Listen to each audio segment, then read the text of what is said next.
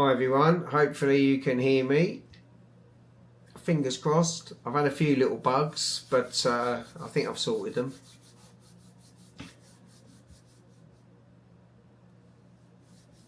Excellent, Simon. Setting up your portable rig, it's got to be done. I've got mine outside. I had a little bit of a trouble, the clock wouldn't sync. Never mind. Hello Arnstein, hello Stan, great to see you mate. No, beautiful night tonight. It looks like a really clear one.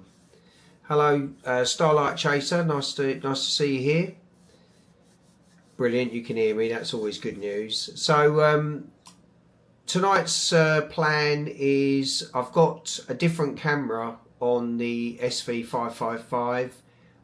It's the budget camera which is by Touptek Astro, and it's the 585 colour. And there's first image has just popped in. It's a 5-minute sub. And it's shooting through Altair Astro's 6nm HA03 filter. So I'll stack it in sharp cap again, and we'll see what we can get once we get a stack building. But that's the first image in.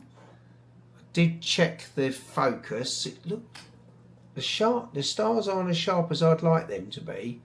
And I'm wondering whether it's because I've got it at f4 that it makes it a bit like that. And I'm wondering if we tightened up the aperture, whether it would sharpen the stars a little bit. But we'll see how it goes. Hi Pete, how are you? Arnstein, good man. How's the weather in Norway? How's the weather in Scotland?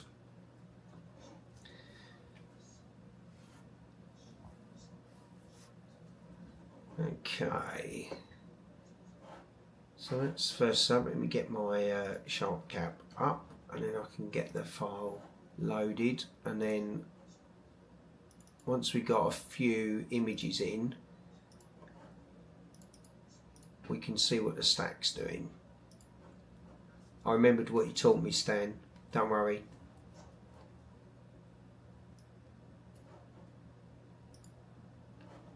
Push live stack, there we go. Push the lightning strike.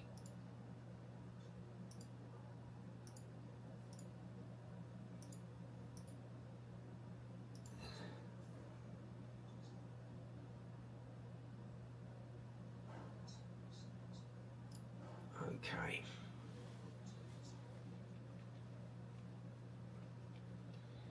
We all had a good day. It's been glorious here actually. We've had a lovely sunny day.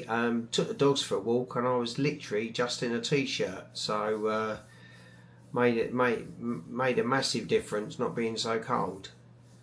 Too bad, still quite humid. Humidity, yeah. Not sure what our humidity is at the moment. I'll have to have a look.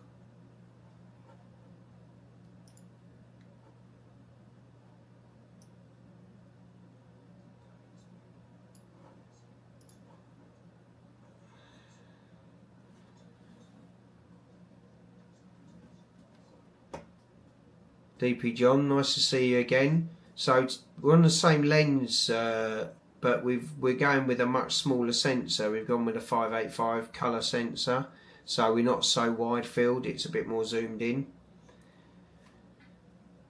So Stan, set your scope up yesterday and had nothing but fog. Oh, that's just annoying, isn't it? Hello Jim, nice to see you mate. Hope you got that balancing sorted out on that rig of yours.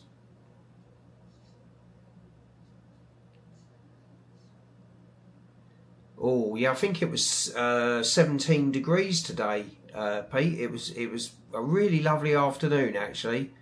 It's going to trick all the plants to flower and bloom, and then the frost will come and kill them. So it's about right. ASCAR 400. Oh, that'll be nice, Simon. That'll with the 533. Yeah, that'll be good.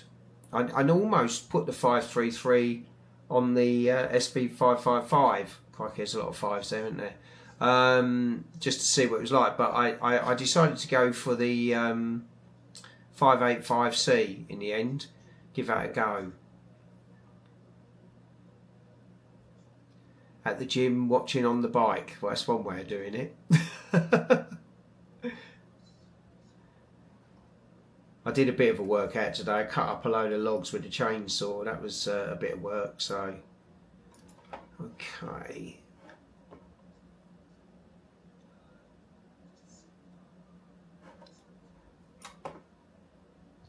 Right, I haven't got any frames stacked yet. He's saying there aren't any. Let me have a look at what's going on with that.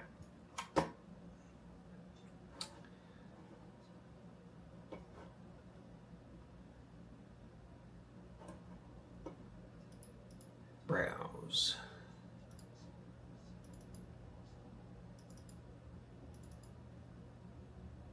There's definitely one in there.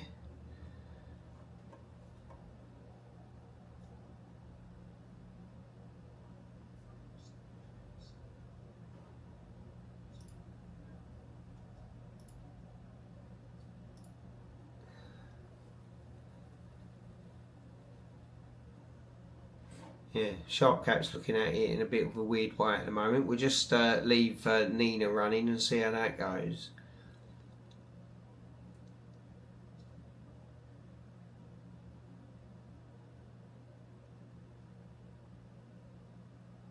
Hi Kenneth, good evening from Copenhagen, North. What's your weather like? Hopefully you've got some clear skies as well. We're very lucky at the moment. We've got lovely clear skies and that moon's not causing problems, which is nice.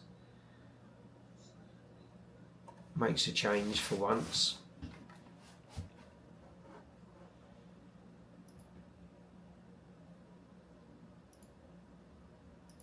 I'm just having a look at, I don't know what that's doing actually. I think I'm going to have to wait until we get a few stacks on the Sharpcap, because at the moment it's it looks a bit weird. Debaya preview, Force RGGB. Let's have a look at that. Look at that, hasn't made any difference.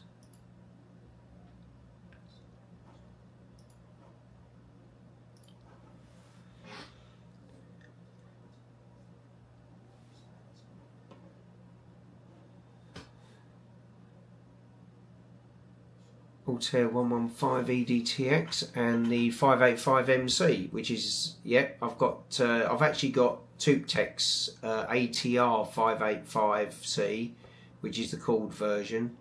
Yeah, AM5 running the show. Kevin, how are you, my man? Ah, you got cloud. That's no good, is it?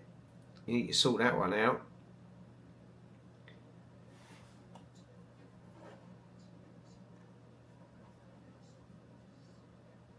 I was having a few questions actually about the settings, Kenneth. Maybe we could compare what you've got yours set at. I've gone for the high gain mode on this camera, and people were saying to set it at 100. But I know that Touptek, a bit like Altair, have got this multiplication thing that goes on. So somebody else said 300, but they were saying that if you put in 100, it's the same as 300.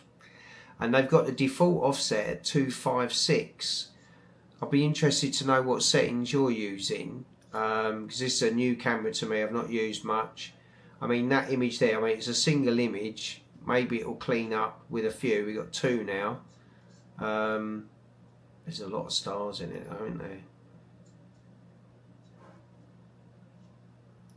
And the stars to the corner look good, but for me, that doesn't look like it's in focus. Don't know about you.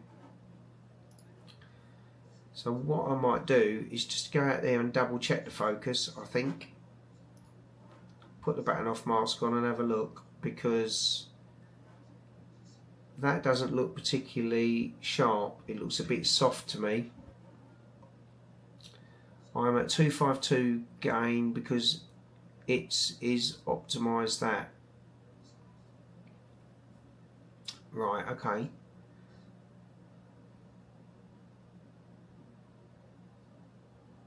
No, it won't do that, I'm afraid. Brian McCarthy, hello. Oh, what scope did you get, Brian?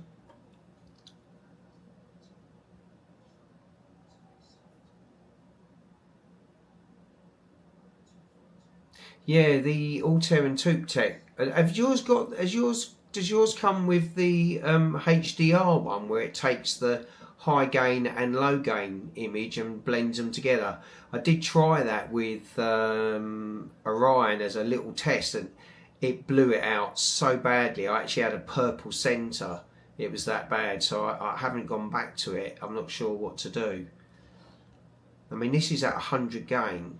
But I think the biggest issue here at the moment are the stars are just too soft. So I'm going to have a look at their lens in a second. Space Cat 51, nice. Very nice. So a very similar focal length to this lens that I'm testing out, the SV555, which is at 243mm. But it goes down to f4.5. But at the moment, I'm not impressed with those stars. They weren't like that last night when we were wide field, so I am going to go and have a quick look at the focus on this. So please bear with me. What are we, 12 seconds into that one, so I'll stop the routine there and we'll put it on a loop and I'll see if I can sort this focus out, because I don't think it's very good at the moment.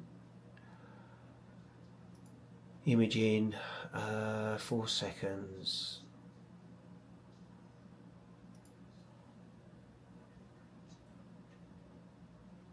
Let's put it up to that. Okay, we got some stars, so that's good. Right, I'll just get on here. I should hopefully be able to. I've got my iPad here, so if I connect to the main PC, I should be able to keep an eye on what's going on in here, so you won't lose the picture. There it is. So I will be back shortly.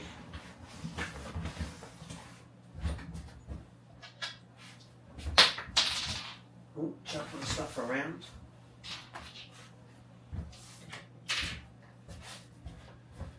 I better take the. Take my headlamp, I won't be able to find out where I'm going. Right, let's go.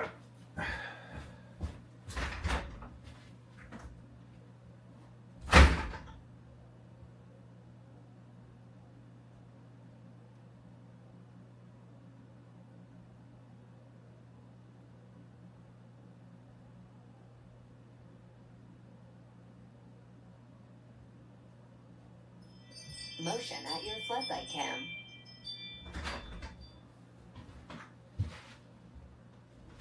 Forgot me batting off mask. Let's go back. Got it now.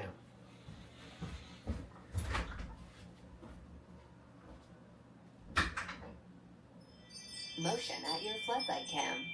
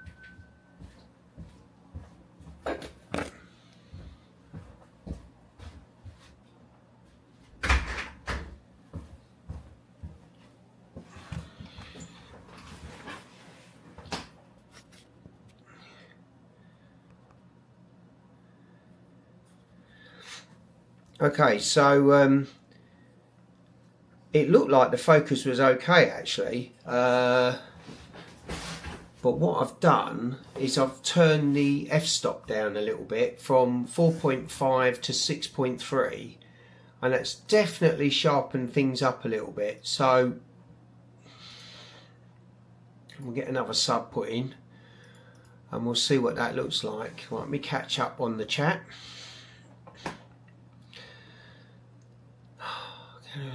At 252 gain, the ASI air goes into HCG mode and read noise drops. Bumps up stops with 1.5 stops. So also an important in dynamic range at 252. I've got the dynamic range here at 256. Not much different amount. Jellyfish also.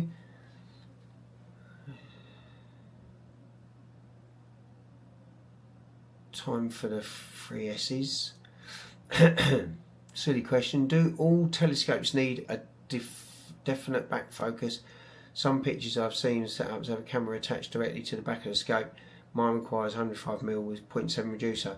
Well, DP John, it does depend on the scope. If you've got a Petzval design scope, so the new Altair quads come with Petzval design, a bit like the Red Cat, then the back focus is not so critical as long as you can get focus. And the same happened with this actual lens. It's a Petzval design, so it doesn't require a separate flattener to be put on the back, or the back focus doesn't. If you don't get the back focus dead right on some scopes, you'll get coma in the corners, and you don't get that with the Petzval design scopes. Sauna, shower and stargazing.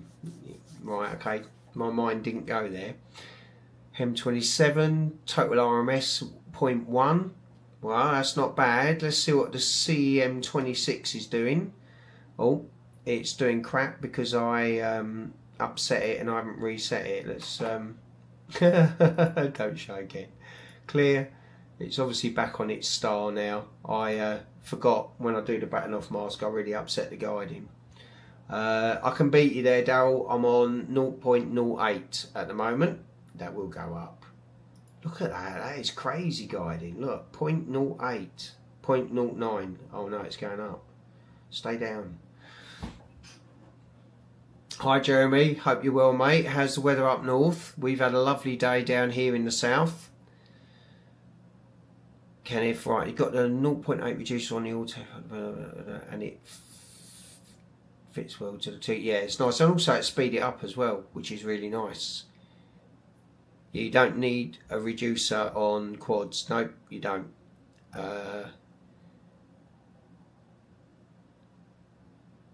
They are lovely scopes, the new Altair quads. They really are making some nice ones, and I do believe they've got a 90 that they're working on at the moment as prototype, and then they're actually looking to also make a 100 quad, which will be lovely. Okay, I'm at 0.12, which is pretty damn good. I'm very happy with that. As I say, anybody wants to make me an offer for the Chem 26, you're more than welcome. I want to buy a harmonic mount. I can't afford one without selling this one. Great little portable mount. One careful owner. Ardsley Astro, good evening. Hello. Nice to see you. Thank you for joining. Oh, that's it now. That's it now. Liberty, it's going to go down. So have you got it all working well now? Because I know you had a few little teething problems with the hem. Obviously that's the other option. I think the ZWO AM5s and the hems are like the ones that most people are buying. Quad band making back focus 55.7, which I measure with a caliber. Okay, yeah. Bluegrass, hello again. Nice to see you again. Hopefully we're going to get our next sub in. We got another 45 seconds, so we've just been outside. The focus was a little bit not good. The stars were a bit soft. We zoomed right in. Oh, thank you for remembering I did a past video too. Mine came out before Simon's. Only saying. Dave, hello, good evening.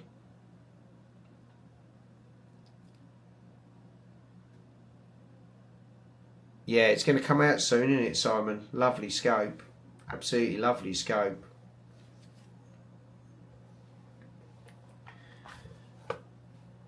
Those quads are something else. They really are. Okay, here comes the sub. Yeah, I think that looks better. So the HFR, when we was at f4.5, the HFR was coming in at 4.9, 5.02. So look, very soft. And I can only think that's because we got a small sensor and we're zooming right in. I mean, the pixel size is different. The other night the pixels we were using were like 5.8. These are 2.9, so a lot smaller. But just flick to the other one, changing that f-stop down a little bit to more like f6 from f4.5 has definitely sharpened those stars up a bit.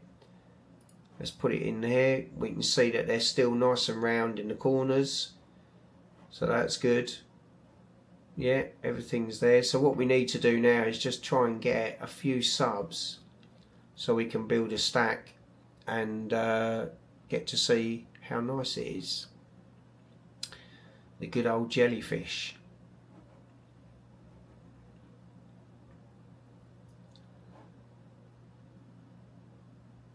Yeah, you've got the 70 quad, haven't you, Daryl? Which I've got one here actually. I'll let's go and get it. Oh.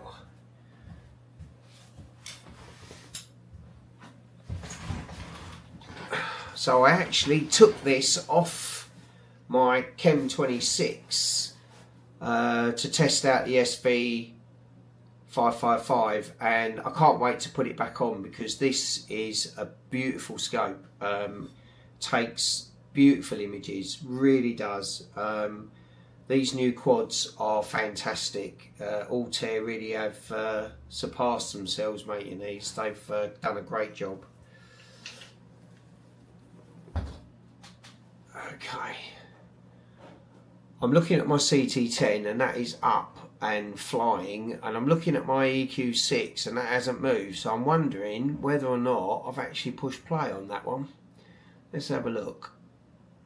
More than likely haven't. No, I haven't. Oh, that'll be why it's not doing anything. So that's supposed to be on M81 and M82. Okay, I've started that up now. You'll see that moving a bit. Okay, let's put that back down. Right.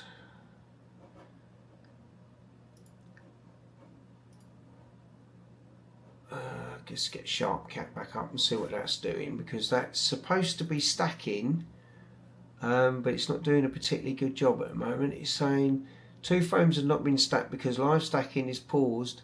Right, okay. Here we go, that's starting to look a bit better. Right.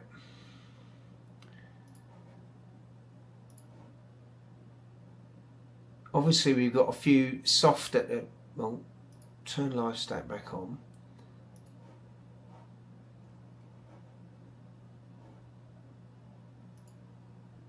There we go. That's the one we want. Keeps doing that. Press the resume button to continue. Resume.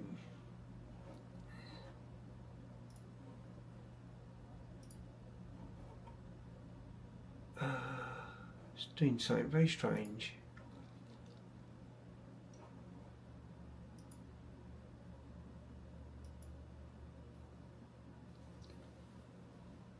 Yeah, the 26C on there is very nice.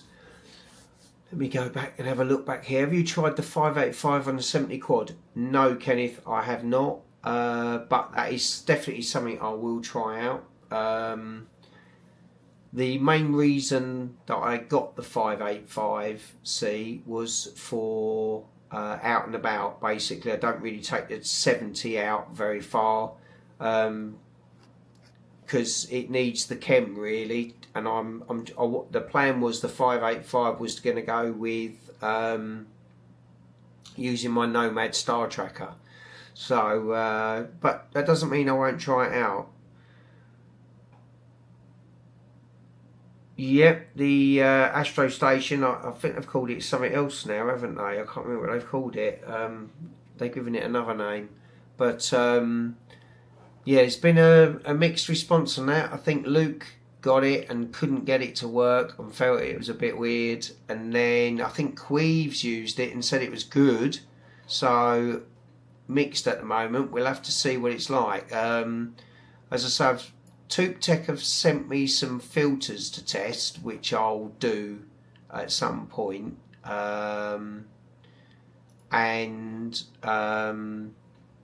Obviously they're bringing stuff out now quite a bit. They seem to be pushing. If I do get a chance to look at the Astro Station, I will. I'm not sure what this... I'm having a bit of trouble with... Stella Vita, that's it. That's it. Thank you, Brian.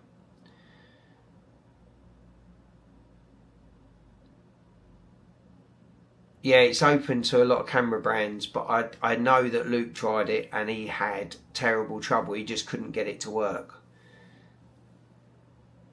I hope they do get it working though, because you know, it's been naughty that ZWO tied everyone in with the ASI Air. Great tool, but you were stuck, you know, with just ZWO, which I thought was wrong, because it was open source software they used, so they really should have made it open to everything. Let's hope that this does perform as well and works with everything, because it'll be a great option for people. You know, myself, I've got Altair cameras, I've got ZWO cameras, I've got Touptek cameras. I want to be able to use them on everything I've got, not just, you know, one camera make. You know, you want to be open to whatever you can get.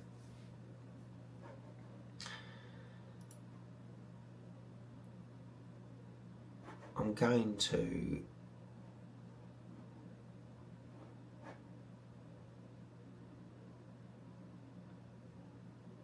Yeah, I've never bought one either, Dave. I mean, they are brilliant.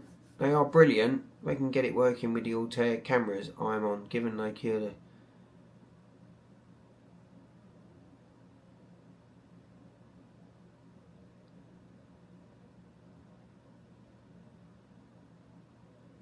Child disease, I'm not sure. Child diseases.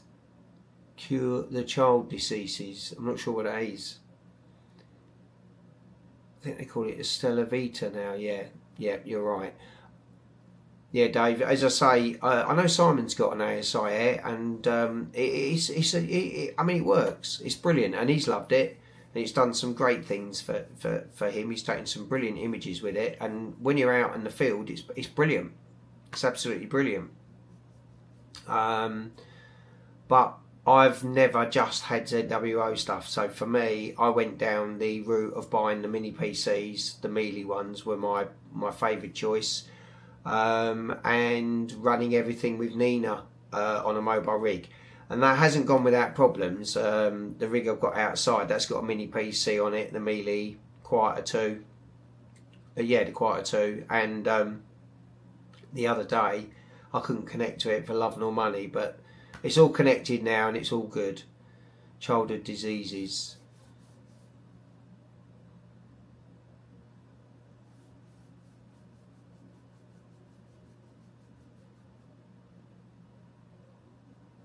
That's it, exactly, Stan. It is fantastic. I think, you know, I've seen it in action with Simon, and it is brilliant. It's tempted me, but then I've always just thought, I haven't just got ZWO gear.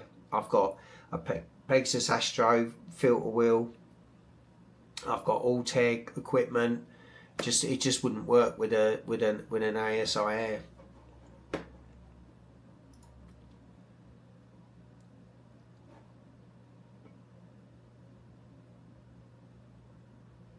Okay, apparently we're starting a new stack. I don't know what I've done with the with Sharpcap. You're going to have to bear with me. I'm not going to share my screen until I've got it working, because at the moment it's just being a bit weird.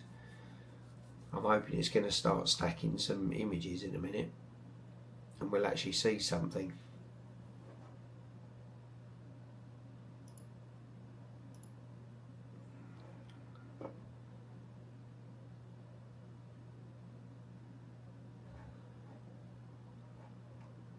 So what are we thinking about the jellyfish? I think dropping that f-stop has definitely helped those stars, made them a little bit sharp, but they are still soft. For me, being so used to the sharpness of my CT10, where the stars are really sharp, I'm finding these quite soft.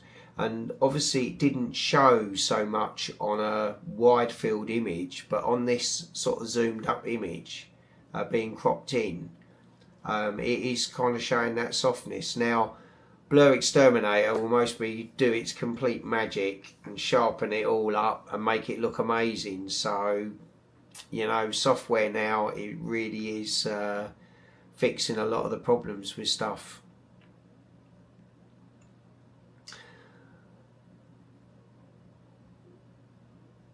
Yeah, I like the mini PC, it works really well. I'm setting up Mealy using your guide. Good luck, Brian. If you have any problems, please don't hesitate to reach out.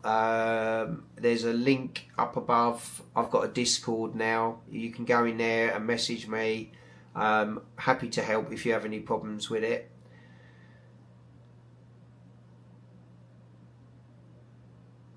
Three-year-old Mealy, and it doesn't let me down. Yeah, I must admit, Dave, I've had a Mealy now for 3 years. Yeah. Nugsy, good to see you, mate, and love the pictures of your setup. Thank you very much for sharing them on the Discord. They look great. I will. I need to have a proper look at them, but they look great, mate.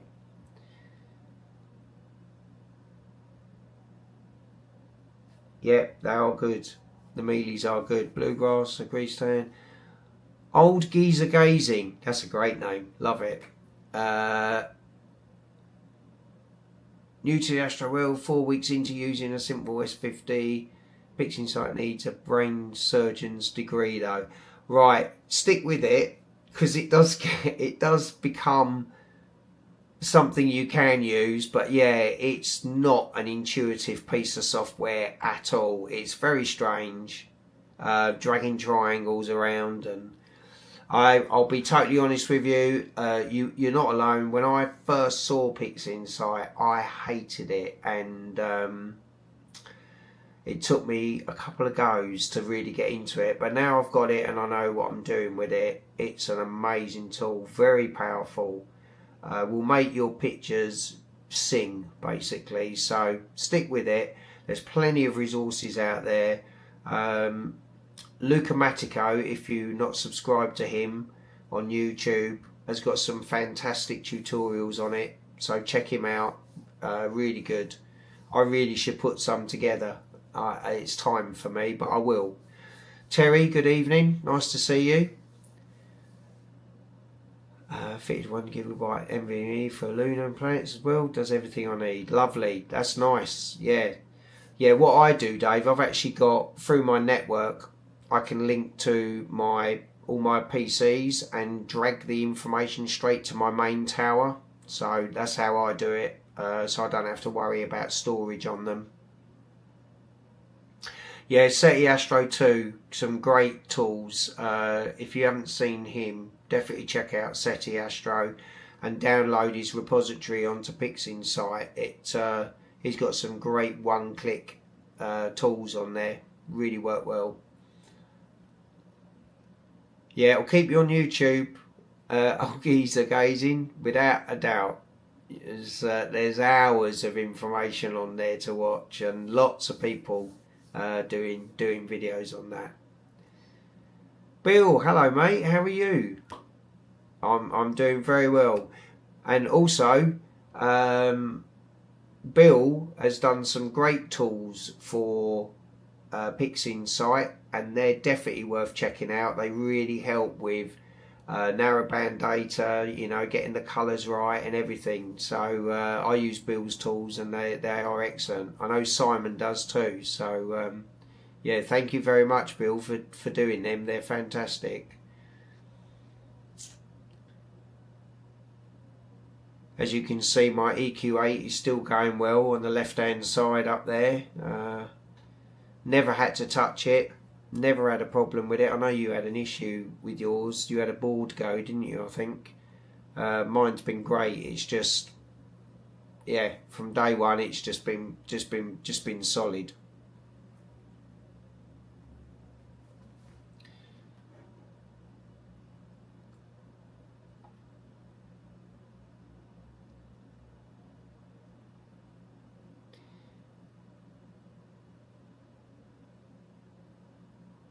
Yeah, Bill's tools are really good. Anything, all those things that are written on PixInsight really help a lot, and I love that apart. I mean, I think that's what I really love about Nina as well. You know, these open source platforms where we get, you know, other people adding to them and bringing in some fantastic tools. It makes a big difference, you know. Makes a big difference.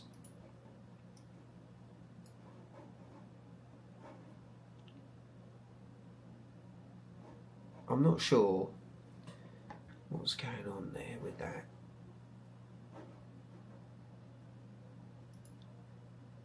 I'm mumbling in the background. Stan's mostly got his head in his hands because he knows that I'm faffing about with Sharp Cap. I'm trying to do a live stack. There's something not right. I don't know what I'm doing. I'm just having a look. It's got 2 subs in there, but there's absolutely no picture. It's just literally, I mean, I don't know what it's doing. Ah, that button. That'll be the one. Stan's like thinking, what's he doing now? I'm not telling you. I'm not even letting you look until I've sorted it out. Oh, that's ugly. What is that doing? I think that offset is not right. Okay, that's starting to look a bit better. It's only got 2 frames in there though, and I've taken... I'm going to have a look. Don't mention Chuck again. Don't mention Chuck. Am I causing you PTSD? I wonder if I'm as bad as Chuck or worse. I could be worse. You know, I don't mind. Right. You're going to bear with me, people. I am going to go into what have I got here? I've got what I would call 4 decent frames. The first 3 are bad, so I'm going to get rid of them and start the stack again, and I think things will improve greatly.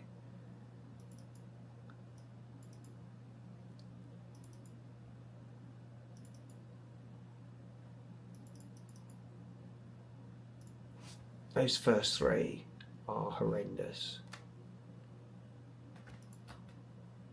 because they were at 4.5 and they were just too sharp.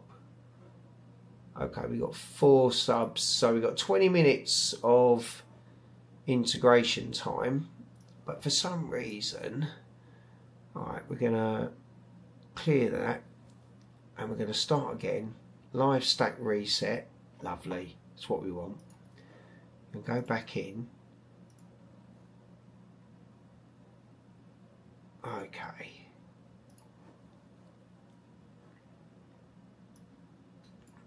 And we need it now to bring in the files. So hopefully it'll do that in a second. It's got to read them across the network, so it could delay a little bit. Right, so what's that? Is that 585 called? Yes, it is. I've got it chilled down to -5. So I used to chill all my cameras to -10, but I changed about, I'd say about 2 years ago, and I started going to -5, and I didn't notice much difference in the image quality at all, and it meant that if I wanted to do flats or anything in the day in the summer, I could still do them because I could get down to -5. Sometimes temperatures were too high and I couldn't get to -10. And also, you're not working everything as hard, so you're actually going to make your camera last longer. So it's worth thinking about that. Let's have a look, guys. I'm not going to fart in the stream, no, I promise. But well, yeah, no, my luck, I'd fart and shit myself, and then you'd have me on camera doing it.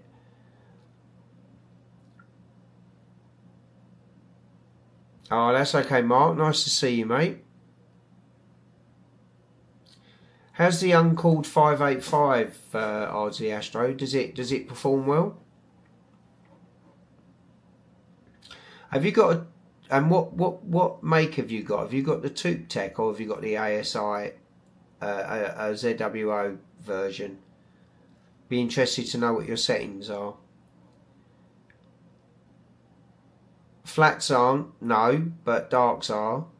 However, I've always matched everything on mine, so because I do my flats and my dark flats together, because I use the Nina Wizard, I'd still chill the camera to mine, to whatever my setting is, and just keep everything the same. SV705C.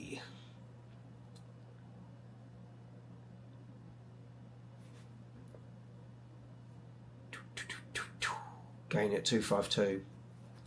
Yeah.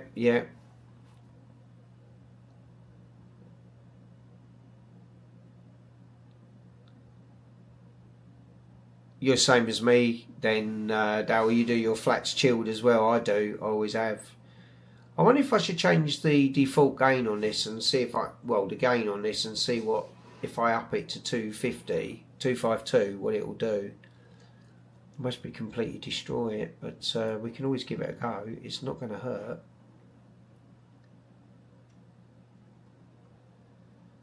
Guiding is lovely. We're at 0.14, so that's going really well.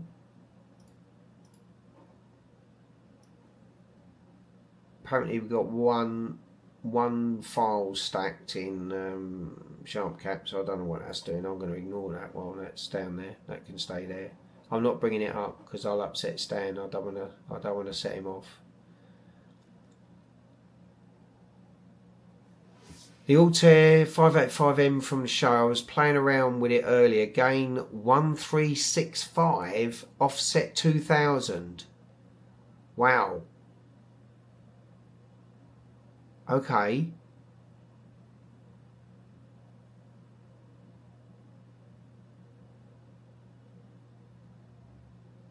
That'll be good. Mars DR1's got an update. Another update from Pigs Insight. We all love them, don't we? Terry, those settings, are they...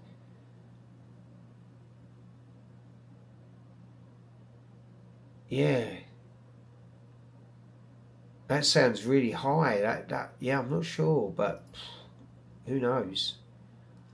I mean, I've been on the forums and had a read. They're saying gain 100. They said it has a multiplication of 3.05. Yeah, but this is the Touptek, and Touptek and Altair share the same. What's that little thing flying around in here? It'll bite me, I know it will. You know what I'm like with mosquitoes, Simon.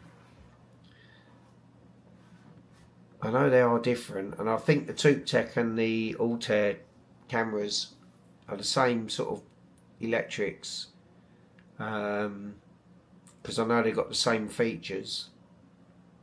What's your offset? 1,000, 2,000,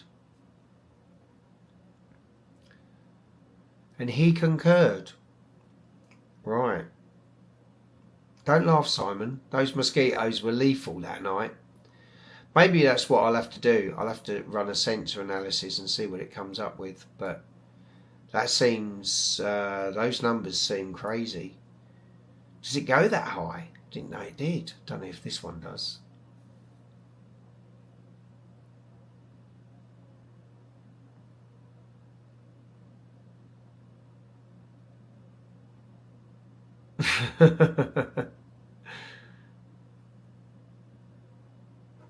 I wouldn't have thought so, but if Robin says it's that high, because he works with them. Right, let's try a higher. I'm going to let this sub finish because I don't know if it changes it on the fly. I'll let this sub come in, and then what I'll do is I'll stop it and restart it, and then we'll try the higher gain and see what the image comes out like. It could be a lot cleaner. I must say, it's not the cleanest of image. What is that? Go away. I can only see it for a fleeting second.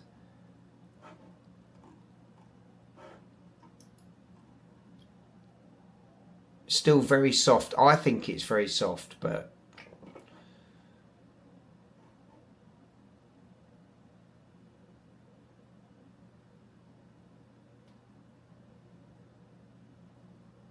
M51.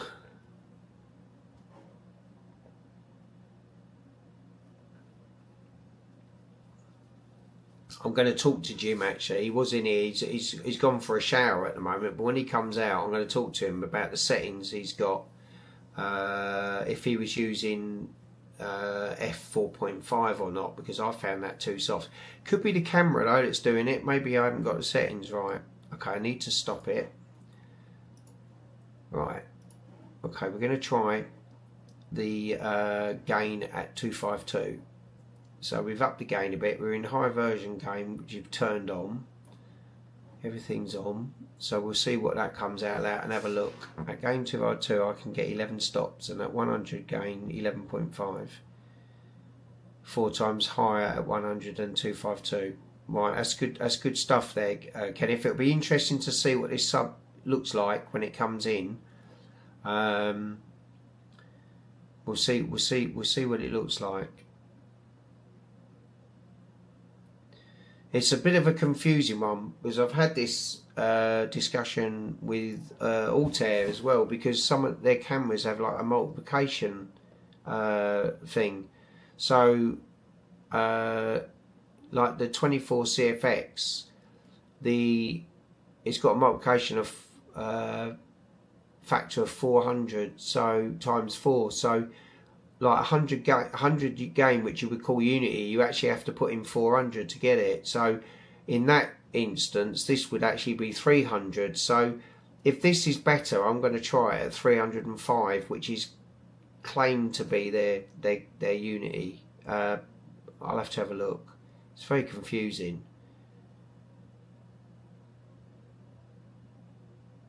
It's messed with your M51 in PixInsight because you're tight and haven't bought it yet.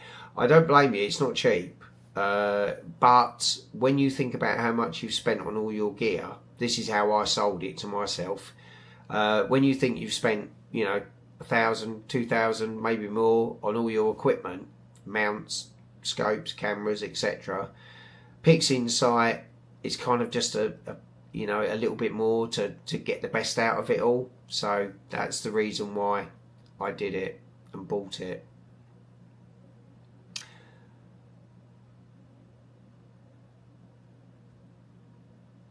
Glenn, which is the scary horses video?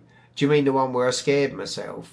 Yeah, that's a funny video. That. Let me see. I'll see if I can find it for you, and you can.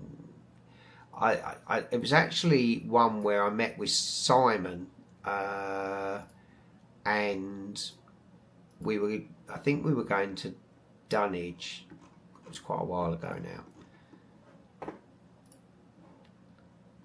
I'll just see if I can find it, and then I'll let you know. I think it's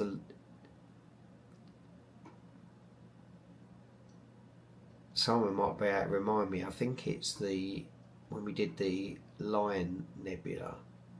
Let me have a look. I can't remember.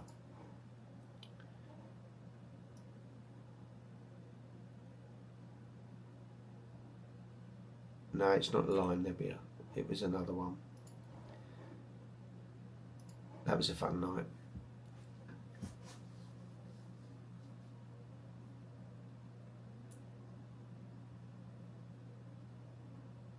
Yeah, I think you're right, Terry. I'm going to do that. I think I'll do that tomorrow. Actually, I'm going to run it through SharpCap and have a look at it. Seven Skies, Rob. Hello, mate. How are you? Nice to see you at PAS. I know you bought yourself a new camera, so I hope that's working well. Yeah, Rosette Simon, I think it was, not the lion. I've just looked at the lion video and it's not that one. I'm just trying to find my Rosette video now. My God, mate, we've done loads of videos. I think it was before the lion, wasn't it? Or did we do the Rosette after?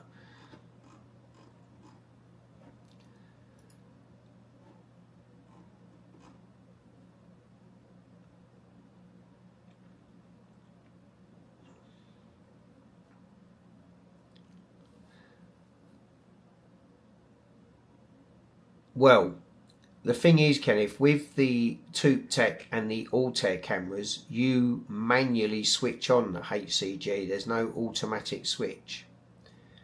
So it's a little bit different. Right, we're going to have a look. The image is about to pop in. This is at the slightly higher gain of 252.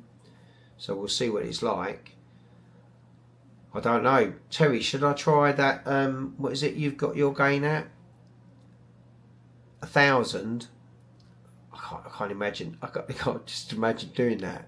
Just wondered whether I'll hear an explosion outside.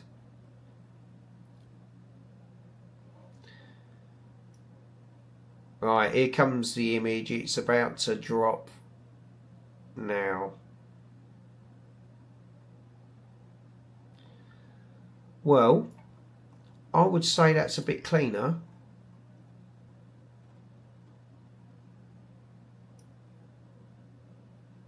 A little bit. The mean is 1572. The mean before has been 767, which is low. 1572. So I'm going to stop that, and I'm going to put this at 305, which I think is their Unity, and see what that does, because it's got to be worth it. It's funny that you guys are talking about the photo. I sent Luke a message back because, yeah, the Player One cameras are lovely. Must admit, I've not had one. I think they look great, especially the ones that have got the carbon fibre casing on them. They look brilliant, and I really would like to try one.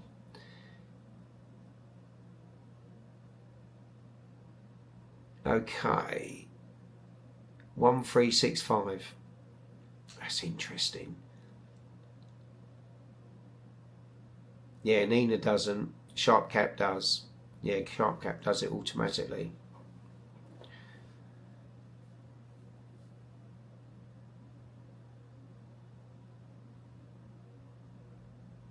No, you can't select one. 100 is the lowest that you can select. Got the big SCT out, giving it a shakedown with the A533. It's great. Meeting you at Pascal. Oh, thank you very much. Yeah, so what size SCT have you got, Rob? I've got an 8-inch Meade, which I need to get mounted and start to use. I've had it a while and I've not used it, but I want it because I wanted to do some small galaxies and definitely try some Planetary.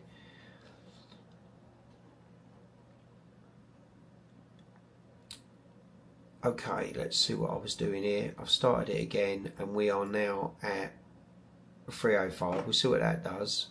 And I might even try your setting out, Terry. I'll 1365. If I hear a bang and I look upset, you'll know what's happened.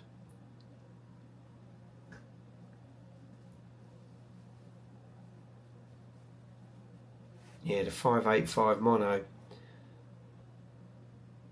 I wonder if that's a different thing, because this is the colour. I don't know.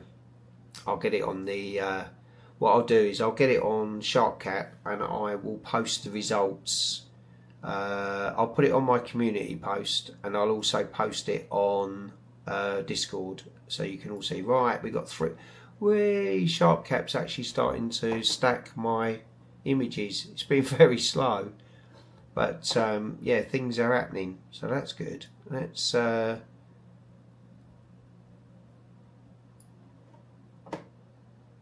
just put that colour a bit there.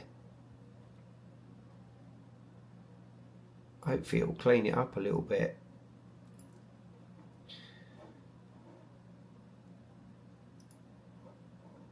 So what we got is we watching. If nobody knows how this works, you can go into cameras, and you can actually in cameras you can go to a folder monitor, and then you can put a folder in, and it will stack the files as they come in on a live stack, and that's what we got on the live stack. So we shall just let that develop a little bit, and I'll keep an eye on the subs as they're coming in. Glenn, you are going to have to update your description below to include your Discord server. Yep, I will.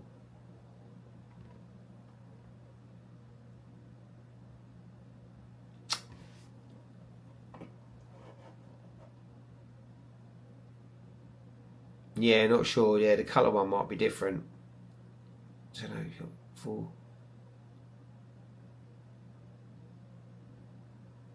Yeah, the camera. By the way, I was going to say, well, that camera is lovely. The 26. Yeah, lovely sensor. Okay.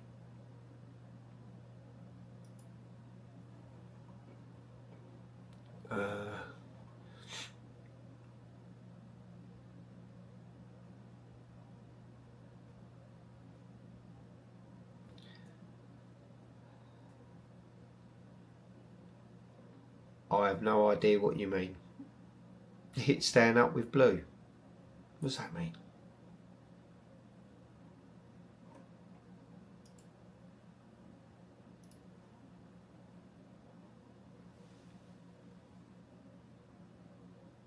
Yeah, he was actually showing at PASS, he was showing mainly the planetary and the solar live stack at PASS.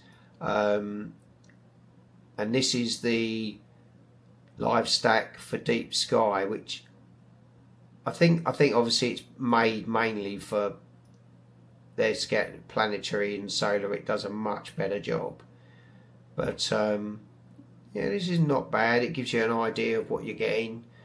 I'm going to see actually if I've got so many screens open. Let's have a look at this sub. That is at 305. Let's have a look one back.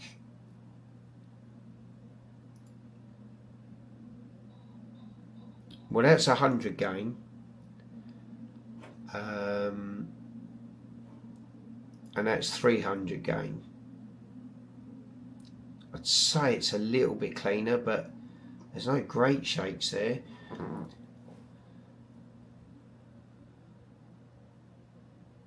Yeah, I know you are, and Stan's green. I don't know how to change his colour.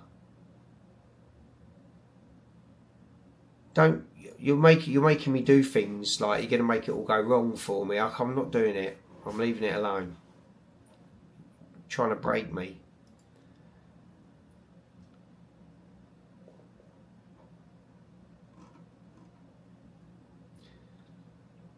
You're an admin, can't you make him blue?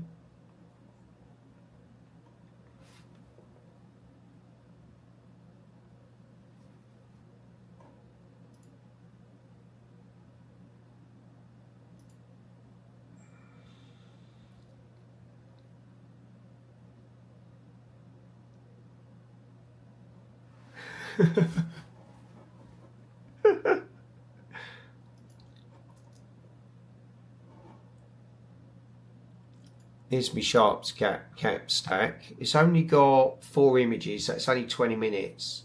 It's not a lot cleaner really than that, is it, than the single? But we'll let it build. How do I get the guidance so low? It's the Chem 26, Jeremy, and to be fair, it's got what, 3.5 kilograms on it in total. So what, £7, £7-8 with even with the guide scope, because it's the Altair little mini 32.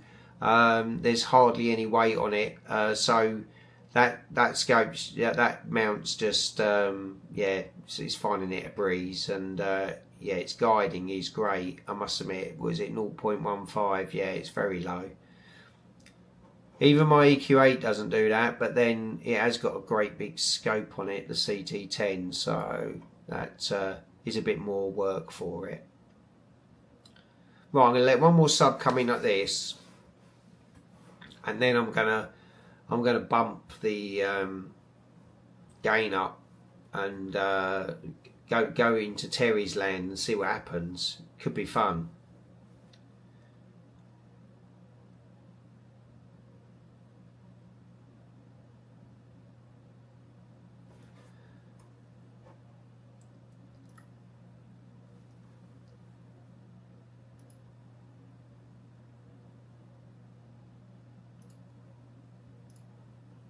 Right, I've pushed the button, Daryl, and I've promoted Stan to Smurf. I think I demote you. I wonder if there's one that gives you pink.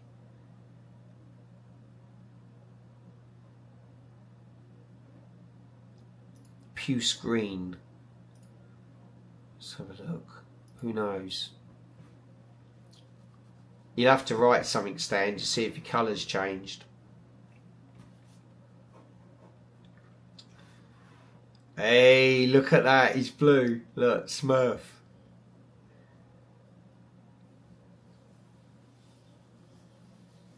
.1 pixels. That makes more sense.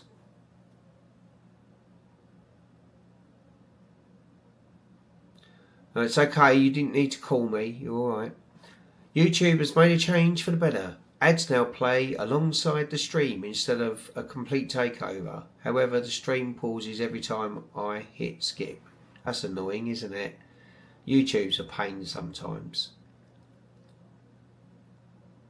I do dither. How many pixels? I never change it from the default that is set on PhD, which will most probably tell you if we look at it.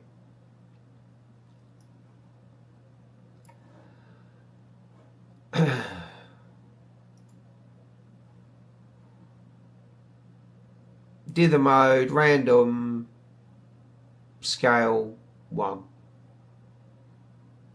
I've never changed it. I just leave it at default because it's always worked fine, and the dithering's always been good. Never had walking noise. Jim, guiding at 0.12, woohoo. Yeah, love the guiding. 0.15 I am here, so not bad. Mind you, I've just had a dither, so it always pushes it out a bit. It'll come back. We'll see if there's any difference in the stack. What we got? 4. Still hasn't added any more. We'll let it add some more before we bring it back. Okay. Right, I'm going to stop that now, and I'm going to have an experiment. I'm going to see how high I can take this game.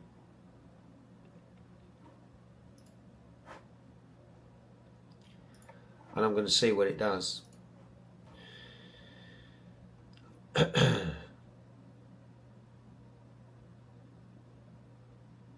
You can't time me out. I'm the boss, apparently. As many exposures it eats some of my imaging necessary crop, unfortunately not. Right, okay.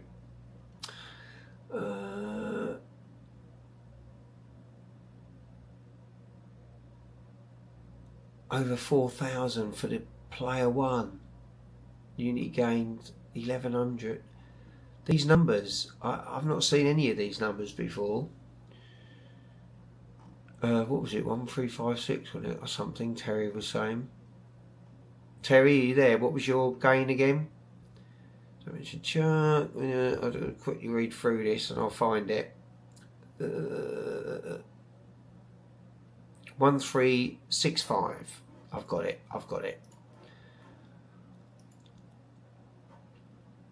Okay. I wonder if you can.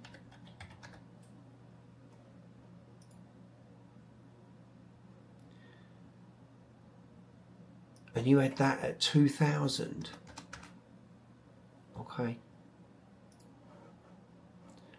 Well, this would be an experiment and a half. Let's see what happens here then.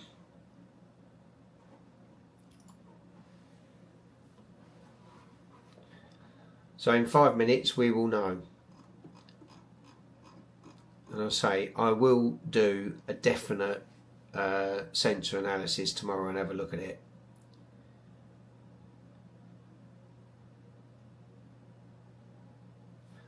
No, my sharp cap's okay. Do you want to fix my sharp cap? Is it bad? It's there. What do you want me to do? Turn off HCG. Oh right. Oh okay. Hang on. Multitasking. This is going to go wrong. Let me stop it, just in case. Low conversion gain, snapshots, no, we want it for sequences, low conversion gain. Right, that one there, yeah? Okay. Bosh. We'll see what that does. Right, okay.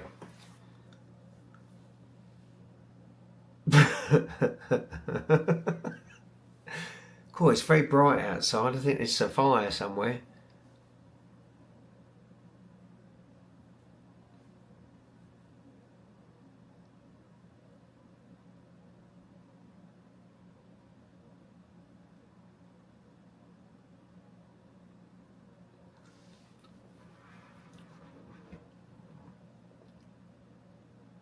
Well, RD Astro, I've always talked about it in pixels because at the end of the day, you've got a pixel scale from your images, and if you can get your guiding at 50% of the pixel scale, you're kind of golden really. You're not going to get any misshaped stars and no bloating or anything, so that kind of gives you the guidance, and that's why I stick with the pixel scale rather than the arc seconds.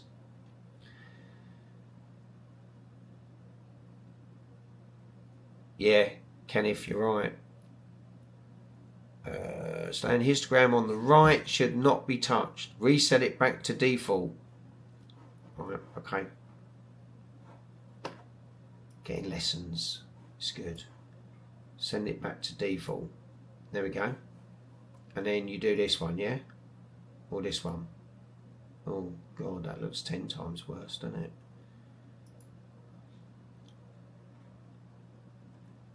Okay. And then I remember you saying I can drag these to try and get the picture better.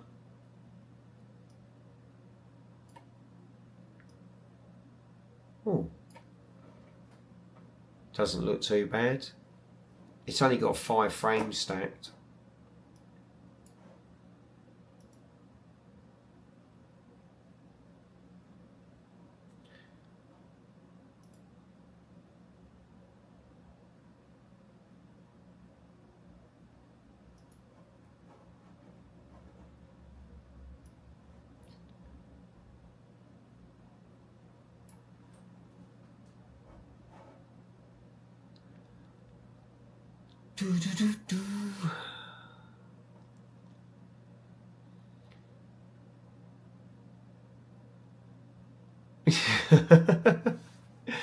Hi Ben, how are you, mate? Oh, you're cloudy, that's a shame. Yeah, we've had some, yeah, we've had a few nights too.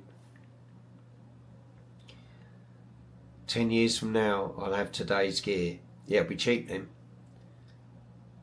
OAGs. I've got an OAG on the VX6 only because it's the ZWO large that bolts onto the filter wheel, and I've got the 36mm filter wheel in there, and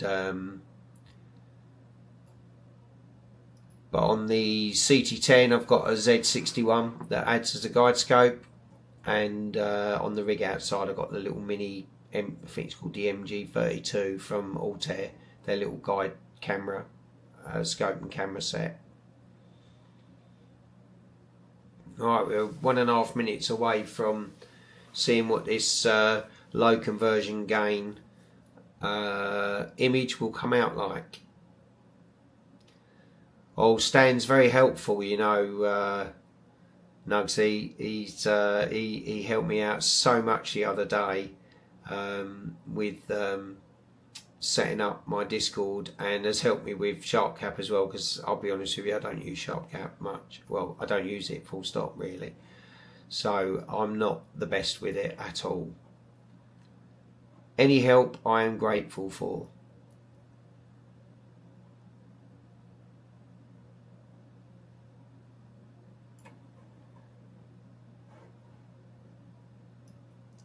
Hopefully as the stacks come in on that, it'll start to look better. Okay, we're 30 seconds away from the low conversion gain image coming in, so we'll switch over and watch that coming in. Ah, Jason, hello mate. How is the world where you live? Have you been out to the desert recently?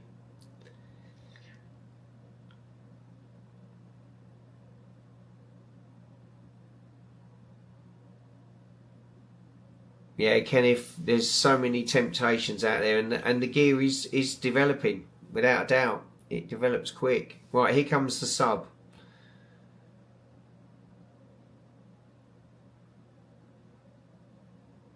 Okay, I personally think...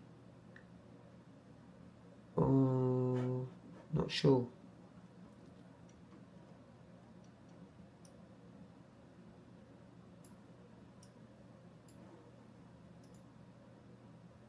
Two 668. There's a bit of lines on. There's a bit of noise on there. Bit of banding. Yeah. Okay. I quite liked, actually.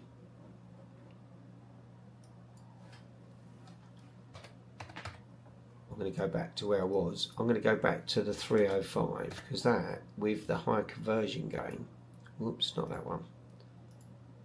That, I think, seemed a bit better, but I will definitely sort out the sensor and have a look tomorrow. I'll give that a good test, I think. Yeah, I'm not sure about that one, because there's no banding on the high conversion gain at all. That's actually clean there, but if we look at that, I don't know if you can see it on the screen, but if you look down here you can definitely see banding across there.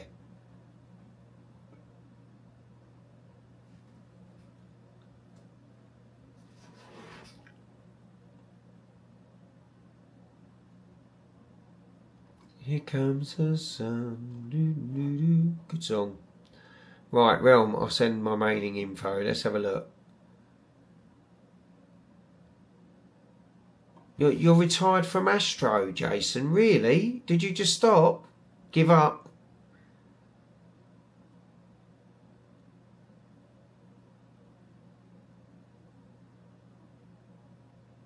Is Isaac still doing it?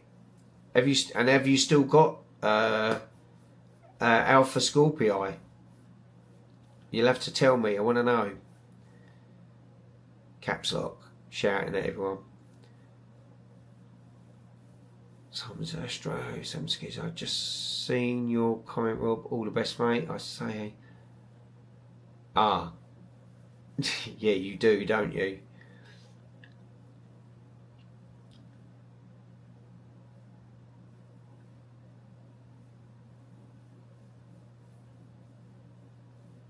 A sim racer now.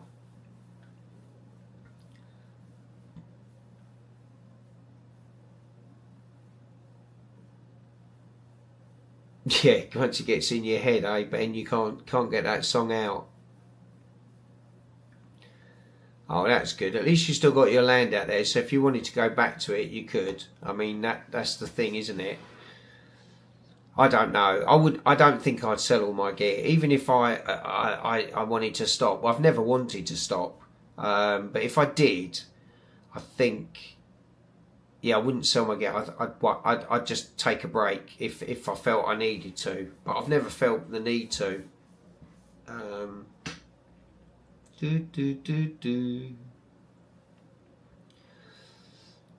Jim's back. Jim, apparently I've got to look at an image. I'm going to look at my email actually. Somebody sent me an image. You worked on M51 for them because they won't buy PixInsight. That's what they said. Let me see if I can find mine. It's not there. I wonder what email they sent it to. I would have thought it'd be Astrobloke. Maybe it went to a junk mail, which is normal. Get off. Inbox, junk. Edward question. No. Tony Law. Yep, there it is. Bear with me.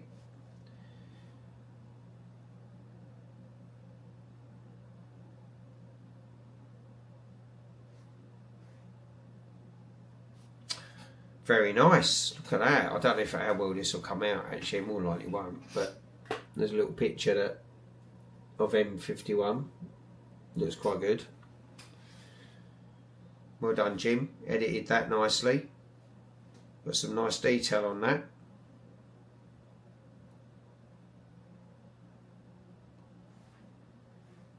Lovely.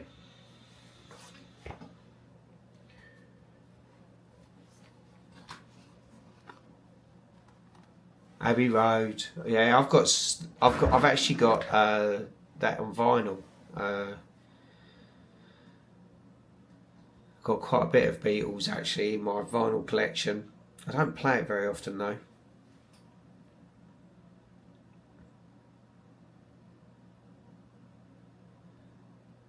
What is PASS? Practical Astronomy Show, yeah. Hi, sorry. Well, did you buy that bigger scope, that PASS?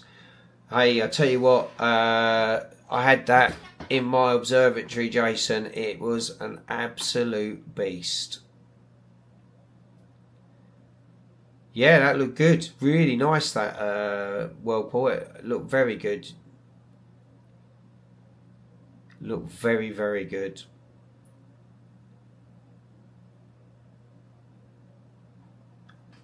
Okay, we got another sub coming in now. This is back at 305 high gain conversion setting. Yep, it's definitely taking the banding away. So yeah, I'll have a look at that though. This is a camera that definitely looks like it needs to have a tweak with the settings. How many subs has SharpCap got? It's got 5. Crikey, it's taking ages to port those images across. Oh, why it's taking so long? Oh, it says 7 here. 7.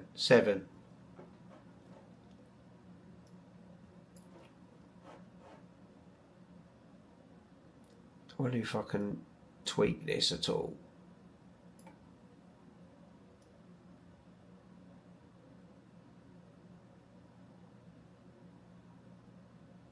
Oh, my mouse is getting stuck. Get off.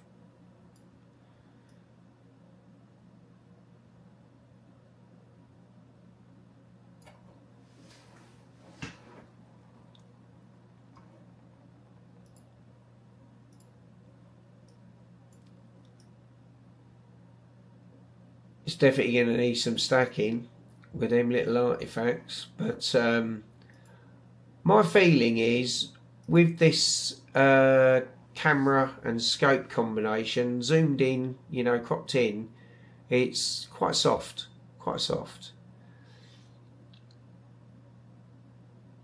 Persevere. It's yeah, you definitely need perseverance with this hobby, patience and humility. Stan taught me that. Here comes the sub. Oh, Simon, tell you, man, we all have it. I get it all the time. things playing up. Yeah, I agree with you actually, Terry. The ZWO cameras, they've always made that setting really easy. You know, they just come up, they just go, there's your unity gain. It switches to high conversion gain automatically. Yeah, you haven't got that fine tuning thing that you can get with these other cameras like the Altair cameras and Touptek, where you can actually, you know, decide how you want it to be. But sometimes that automatic bit just makes life a lot easier.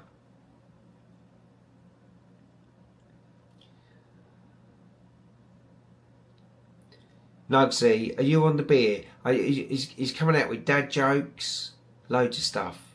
He's on the beer, definitely. Cider, I reckon he's a cider drinker. Or Guinness, could be a Guinness drinker actually, he's in Ireland, so.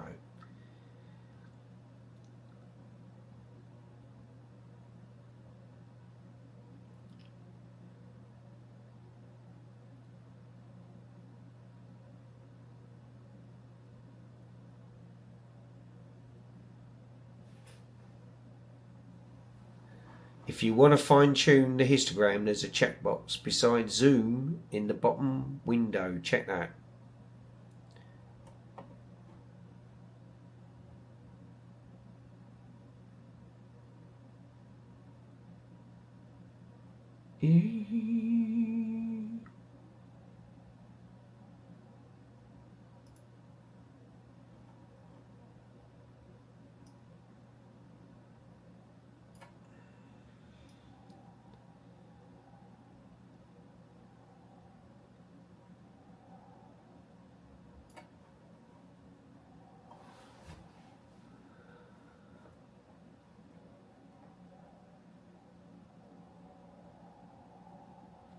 I'm not going to say anything, I think I did it.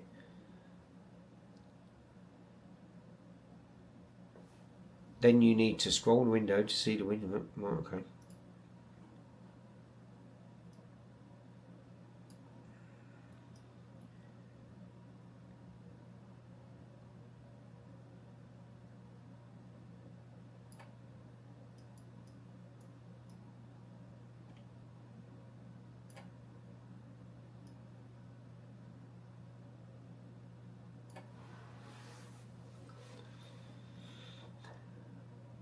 Pull up to the humper, baby, with your blackout limousine.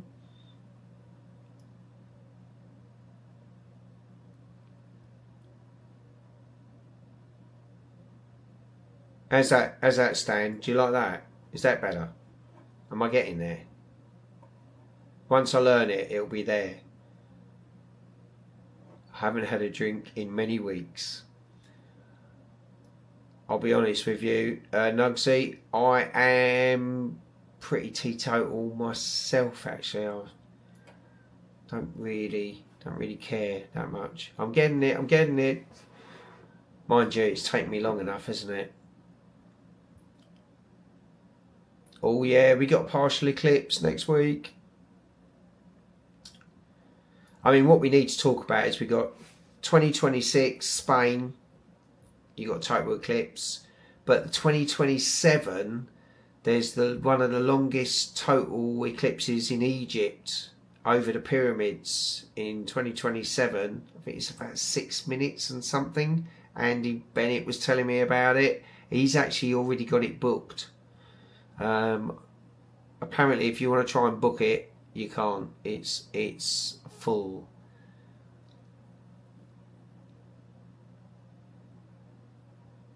Putting faces on Ian and team from Altair.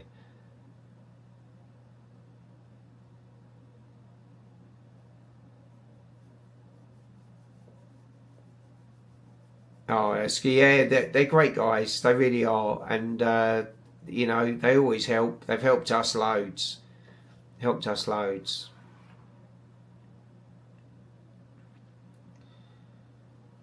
Well, I think that's starting to look half decent actually. I think if anything, the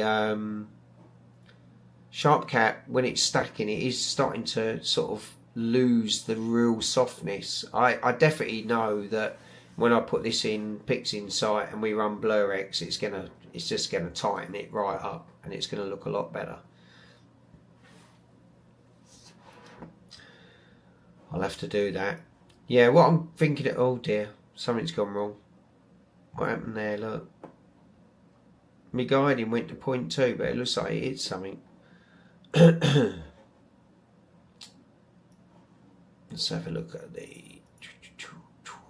Oh dear, that dither went a bit wild, didn't it?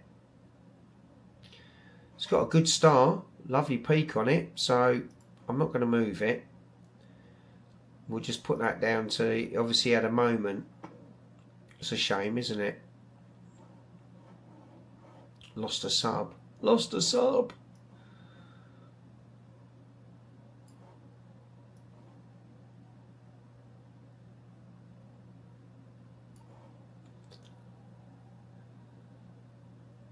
I've got space rats. My wife found a dead mouse in the garden, and she's literally petrified of mice. And she didn't know what to do, so she put a brick on it and said, "There's a dead mouse up the garden with a brick on it. Can you sort it out?" And when I went up there, there was no mouse under the brick, and there was just a big diggy bit, and one of the dogs had got it out. But I found it and got rid of it for her, so that's good. Do you know what, Dave? It wouldn't surprise me one bit. As long as it's out there with the scope and I'm in here away from it, I don't care. I hate mosquito bites. Simon, what's the matter with your moment? Have you got some guiding issues or everything not working? Not connecting?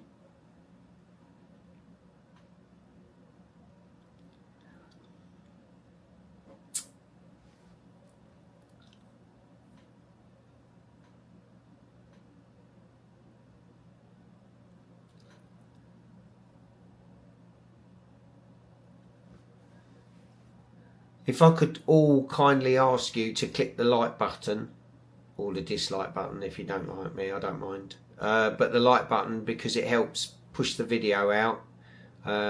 Be great to just really get this out there to as many people as possible. The bigger the gang, the better the chat. Although the chat's very good. Mealy won't stay on. Oh, I wonder what's gone on there. Have you got another plug issue, power issue?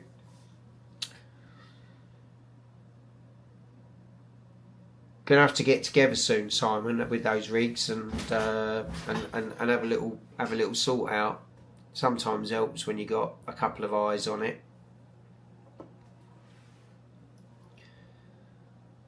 Okay, just gonna check on my other rigs, see what they're doing. Yeah, it could be power issue. Simon's had some issues with his Pegasus power boxes. They've developed some faults with the wire, loose connections. Right, my all sky camera will be just disappearing off that screen for a second. Oh, what have I done? I've done the wrong button. Hang on. That's the one I want. I don't want to shrink that whole thing. I just want to shrink that. And that.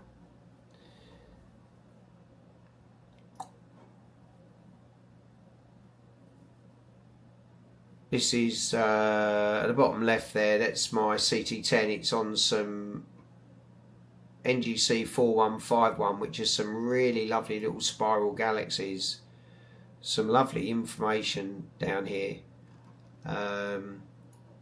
It's a 2600 mono camera, and we're shooting through the Altair LRGB new filters there, LRGB filters, and also I'm taking some HA of it too. Not a load of HA in there, but there is a bit. I've been doing lots of RGB, so tonight I'm concentrating on the luminance and getting lots of luminance on it. But this is the thing I love about the CT10. You know, you don't get any fuzziness with the stars. They're just pin sharp. Lovely, really nice.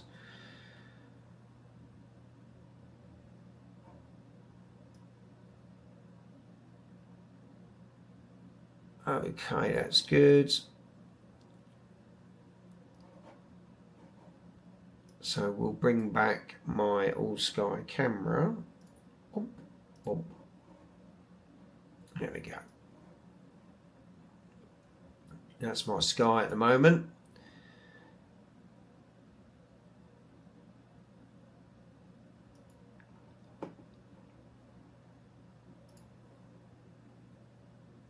And I'll share with you my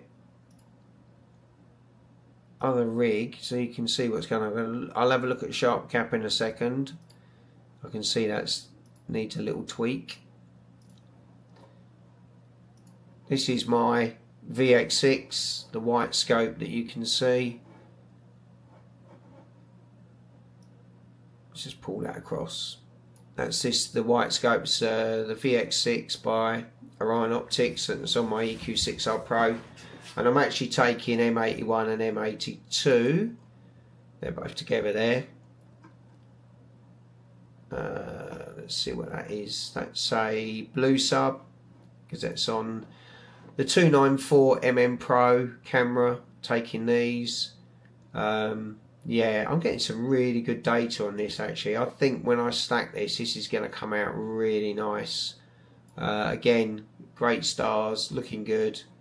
And on this one I'm also getting hydrogen alpha. You get massive amp glow on this camera, but the darks take it out, so it's not a problem. Yeah, I'm quite excited to stack this data. I think it's going to look really good. I think it's going to look great.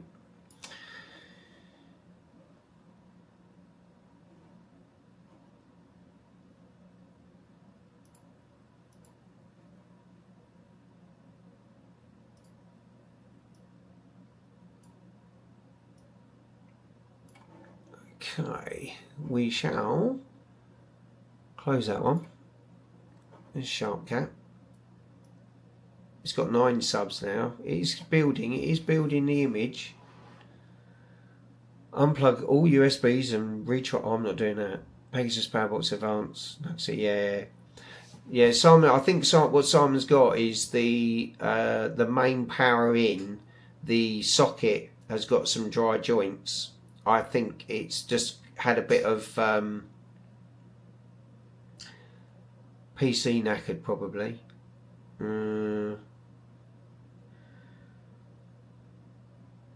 What we can do, Simon, is bring it over. We'll have a look at it, mate. I doubt it's the PC. I'm sure it's fine. It'll just be something.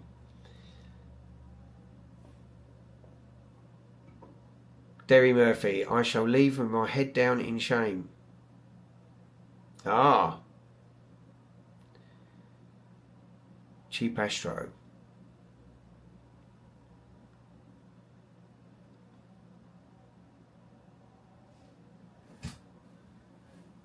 Hello, Derry. Evening all. Sorry, I do apologise. It's hard sometimes because the chat just moves so quick and I'm obviously trying to work other things as well. But hello. Nice to see you here. I do apologise for not saying anything. Terry, speak to you later. I've missed that.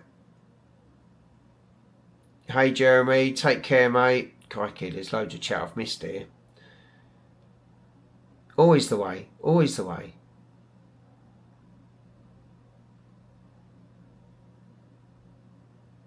Just you messing about. Well, good, it's good. Don't be too serious. Life is too short.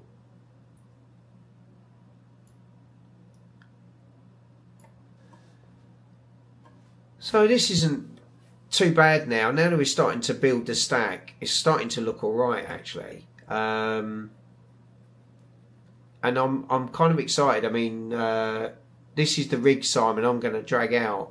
I think the Nomad Star Tracker will support this. So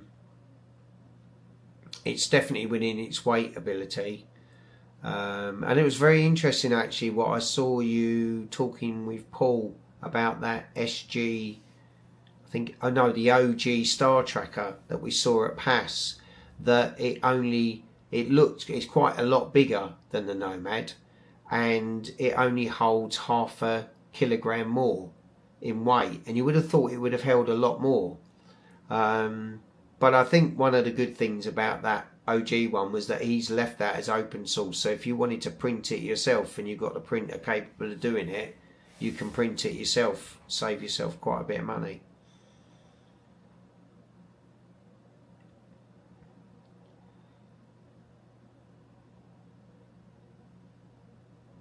Yeah, the image is coming together slowly.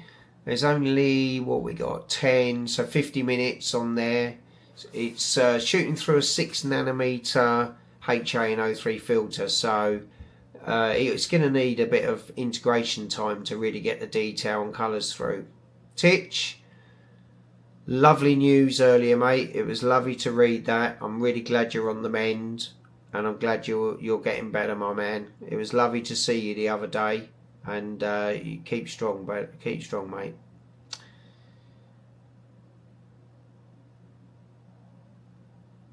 Yeah, 3.5 versus forking out. I think. See, so it's going to be on the limit. This little rig I've got, but I think it'll be all right. I'm going to bring it out, and when we next do our little trip out, I'm going to bring it out and put it on the Nomad. The Nomad's brilliant. I think the Nomad's on the side actually.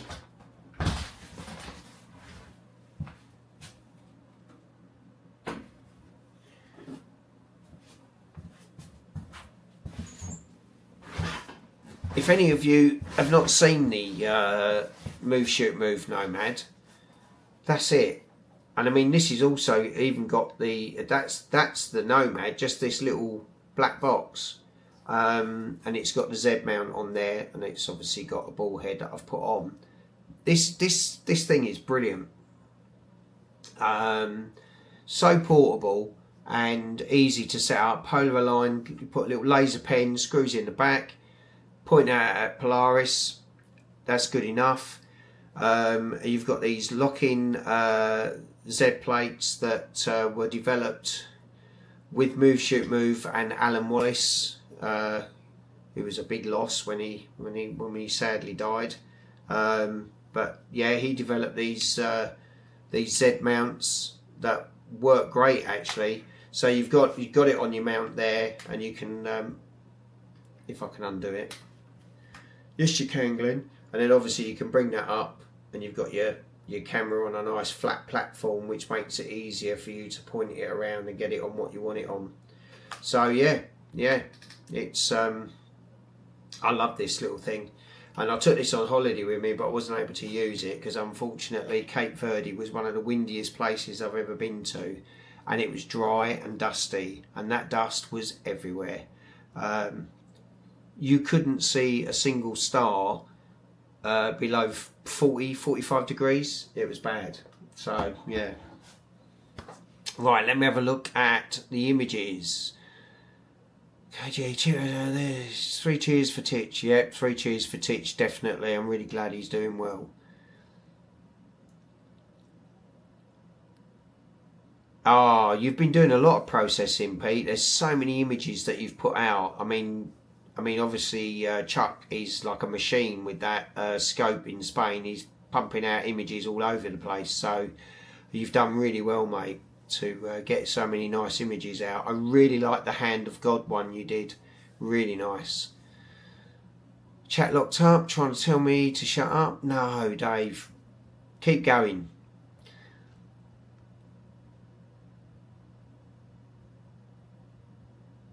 Right, so the camera Titch is the Touptek 585, or it's the ATR 585C. So it's the cooled one-shot colour camera.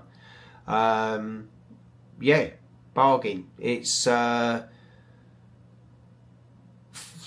is it? I'm trying to think of the actual how much it is in dollars. Anyway, it works out at I think it's $540 something dollars or $530. It works out in UK money at about £430. I mean, it really is. It's got all the features of the top cameras, you know, with the cooling. You've got dew heater as well. It's got high conversion gain. It's got all sorts of things. So yeah, it's brilliant. It's a really good camera. and it's doing a good job. So yeah, I mean, I think this is the sort of camera that allows people, you know, to get into astro a lot easier. You know, this is the thing. We need things like this, cheaper stuff, because a lot of it is damn expensive. Well, I don't know why, but I can't call up my All Sky camera has decided to disconnect. Got to find out what's going on with that. Bear with me. It's one of these tabs down here. It's not that one. Yeah, it's that one. Let's get back into it. Chrome Remote Desktop decided to disconnect. There we go. It's pretty reliable. I've got 3 instances of it running at the moment, and it's all holding up nicely, so all good. Okay, so the stack's coming along well. The guiding is not good. It was very good earlier. It was 0.12. Oh, we're looking at the wrong scope. That's why. What's that one there? That's the EQ6. Let me clear that. All right, and that'll come back. What window are we looking at there? There's Sharp Cap. There's the main one. Yeah, so our guiding on the Chem 26 is 0.19 pixels, 0.89 arc seconds. So yeah, it's doing all right. Doing all right. Let's get Sharp Cap back up.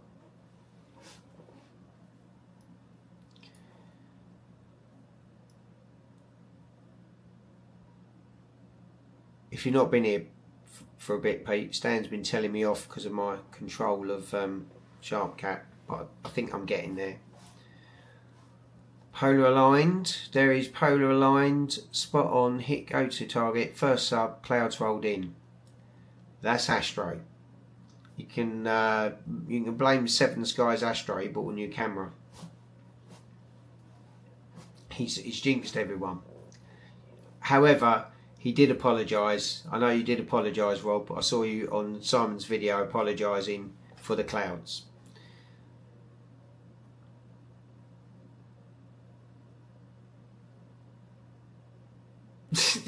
Can't be as bad as Chuck. I don't know. I don't know.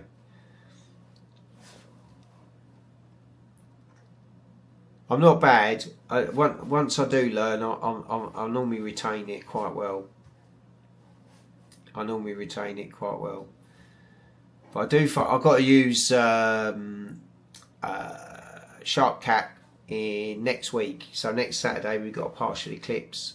I'm hoping to do a video on that partial eclipse if it's not cloudy here, of course. And I've got a comparison. I've got some Seymour glass, which is a solar filter for the front of a small refractor, and I'm going to be comparing that with a solar wedge from Altair, which should give a much sharper image. So yeah, it'll be an interesting comparison. I've not done much solar. I've had a little play with the live stack in Sharp Cap on the solar, and it came out quite well. It looked quite nice actually, so I'm going to keep my fingers crossed it'll go well. Let's hope it's not cloudy. The night's fun clear, but then it's 2 minutes yet. Yeah. Ian Barker, hello. Here again, what you focus on in last night. So tonight we're on. Well, as you can see, we're on the Jellyfish Nebula. We're just stacking it in Sharp Cap at the moment, and we're just trying out a different camera with the SV Bony SV555 Astro lens. So last night I had a full frame camera on it, and we were doing a wide field of Orion and the Horsehead Nebula. Tonight we've got the Touptek ATR585C, which is Touptek's cheap cooled camera. It's one shot colour. It's a silly cheap camera really. It's under £500. It's about £430 in the UK if you buy it direct from Touptek. and we're shooting through a 6nm HANO3 dual narrowband filter by Altair, and this is what we're getting. So it's coming out alright at the moment. We've got 12 5-minute images in the stack, so it's building nicely, and looking good. Yeah, it's coming along nice.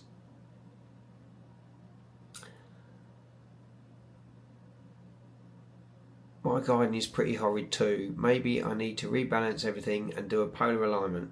Yeah, sometimes we have to go back to that, Titch. Make sure everything's working well.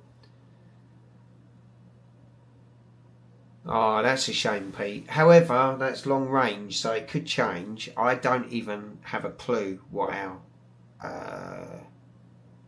forecast is for next Saturday. Oh, someone's walking around in my garden. That'll be one of the dogs coming to see me. Never mind. Yeah, we'll have to see. I'm actually not at home that day. I'm travelling to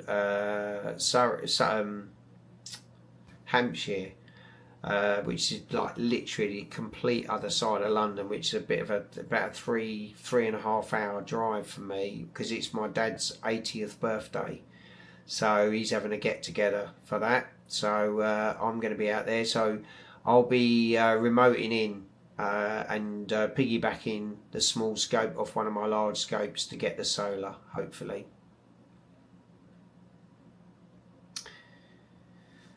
It's a shame when things like the eclipse and that, you know, say the UK weather, really are lucky if we can get to see the things that happen.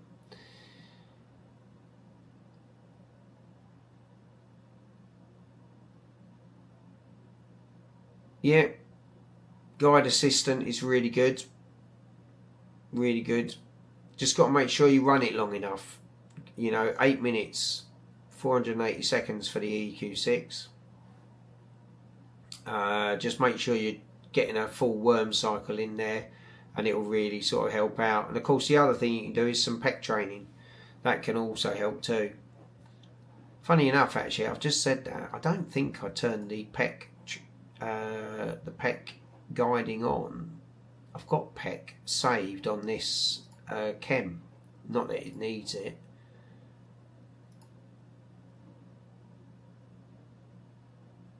Playback enabled. There you go. Let's see. Look, it's enabled now, because I had done a PEC training on it. It must be guide even better now. Let's clear that and start it again to see what it does. We'll see how low we can get the guiding.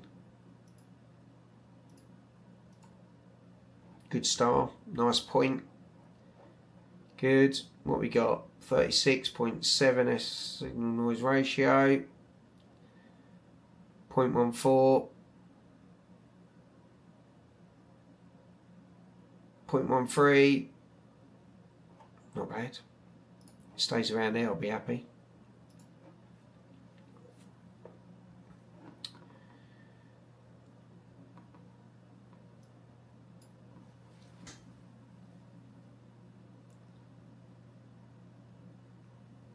I've had me come. You had Seymour glass filter, great for visual imaging. I found it a bit soft.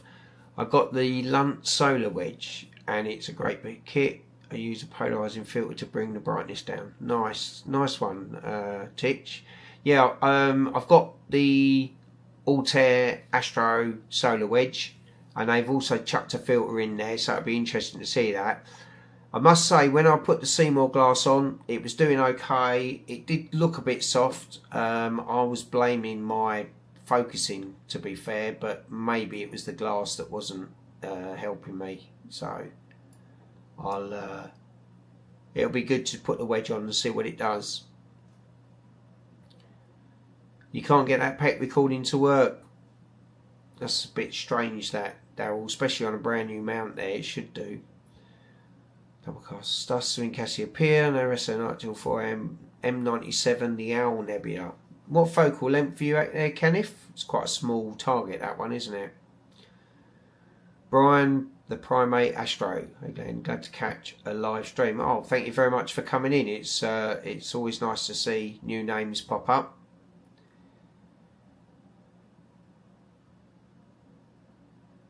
Ian, you was at PASS on Saturday and purchased a 6nm dual band. Well, this is what's in here. Doing the Rosette Nebula at the moment, and the filter is making such a massive difference. Yeah, I must admit, Altair's new filters, since they've been coating them themselves and been very involved in all the work with them, like their new LRGB filters are fantastic. They really have done great stuff. Anti-reflective coating both sides. Their filters are really doing well, and they're not the most expensive, which I think is great. That they're not trying to just put a big price tag on them. They're great. Got tripod leveler coming out for the C-Star S50. I saw the S50 at the show. There's quite a lot of smart telescopes now. Massive choice, really, and yeah, I think some people don't like them, and I've used I've had a go. I had a go with a Dwarf Lab, one of the earlier Dwarf Labs, Dwarf Lab 2. I wasn't a fan of it. I didn't think it was great, but a lot of that was down to me just having the time to really get to grips with it. I did a review on Vaonis's Vespera 2, which I thought was actually really nice. It's got this sensor in it, funny enough, the 585, and it's a quadruplet. It's basically matched like a Red Cat, and it did a really good job. The app worked really well. Thought it was great. So the only downside to the Vespera is the price. I think it was about 1,500 quid. A little bit too expensive for a smart telescope, I think. But getting into the hobby, or having something that's small and portable that you can set up quick, brilliant. You can't beat them, really. Brian, I've actually got some chroma filters. They are really expensive. I bought mine used. But they're still expensive, even used. So yeah, I know what you're saying. The Altair ones, the 3nm SHO filters they do are, yep, they're just as good and a lot cheaper. So yeah,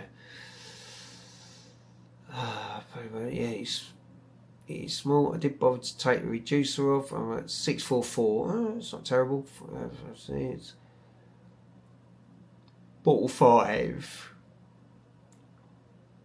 Bottle 5's not bad.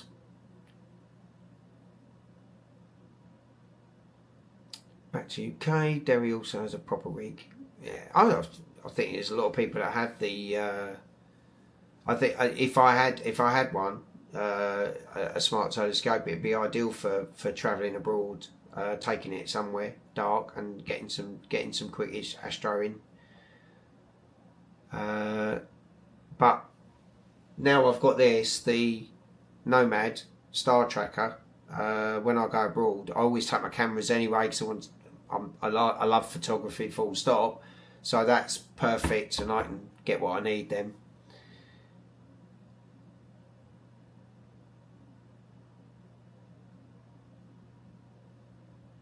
Ah, Jeremy, that's great. You'll have to share them with me, Jeremy, or tell you what, once you've got it and you've done it, put it on the Discord. That would be brilliant, so we can all get to see it.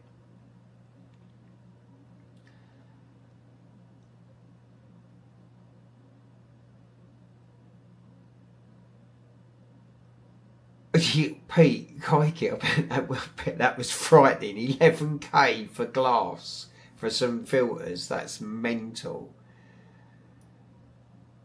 I can assure you the Altair 3nm filters and their LRGB filters are brilliant. So yeah, go that route. You're going to save yourself a fortune, and they're just as good.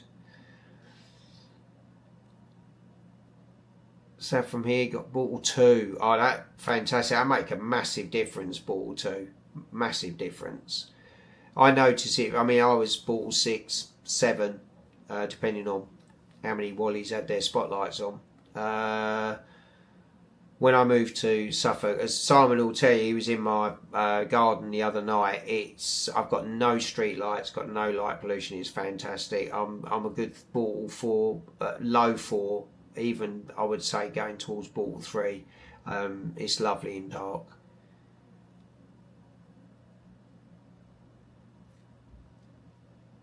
Brian, you got the US tariffs kicking in, right? I know ZWO, they sort of put some price changes up and then they took them back, I believe. Not sure what's going on there. Must have got, as what was it? Dylan said the backlash was terrible when he was talking about the price increase on the focuser. Everyone was telling him it was the worst dad joke they'd ever heard. Oh, it's okay, Daryl. I actually spoke to Ian at the show, and he's told Pete that he will give him the show price, even though he couldn't make the show. So don't forget that, Pete. Just speak to Ian. He promised to give you the show price. If he doesn't remember, just say, "Do you remember Glenn asked you?" He'll remember, and I'll remind him if he hasn't. Jim, you was low 4 now, high 5 with all the new builds going up around our village. Oh, it's such a shame, isn't it? I mean, there's a lot of building going on in our county, in Suffolk. I'm quite lucky that I'm at the nearest sort of big place where they could add buildings to is a good 10-minute drive away.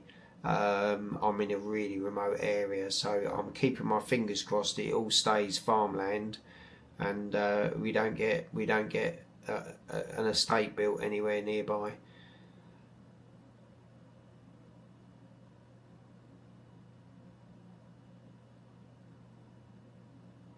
Oh yeah, it's a shame, Pete. Yeah, the Altair are fantastic, mate. Honestly, I can't fault them.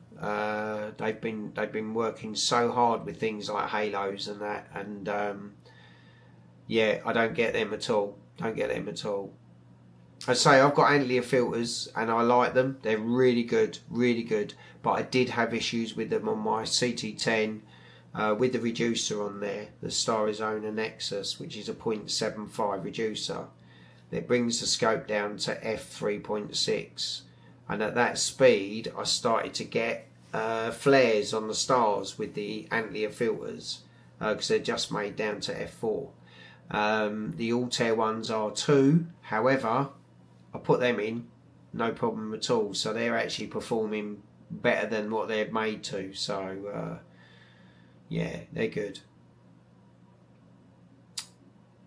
Yeah, good for you, Pete. Yeah, he'll look after you, don't worry. No, Pete was not a pass. Just in via me as a spokesman asking about filters. Yeah, I must admit they're great, aren't they? Daryl, no halos, they're really good. Dave Kemp, what we got? A great dark shark from Portal 2 Skies, Isle of Skye in September. Yeah, I tried to get the dark shark when I lived in Southend, where it was Portal 6/7, and I couldn't get anything on it. Literally, I tried a few nights. I just wasted hours on it. I just couldn't get anything out of it. And then the first time I managed to get an image of it was at one of UK Cloud Magnet's cloud camps. And we had some clear nights. I managed to get about 2.5 nights on it.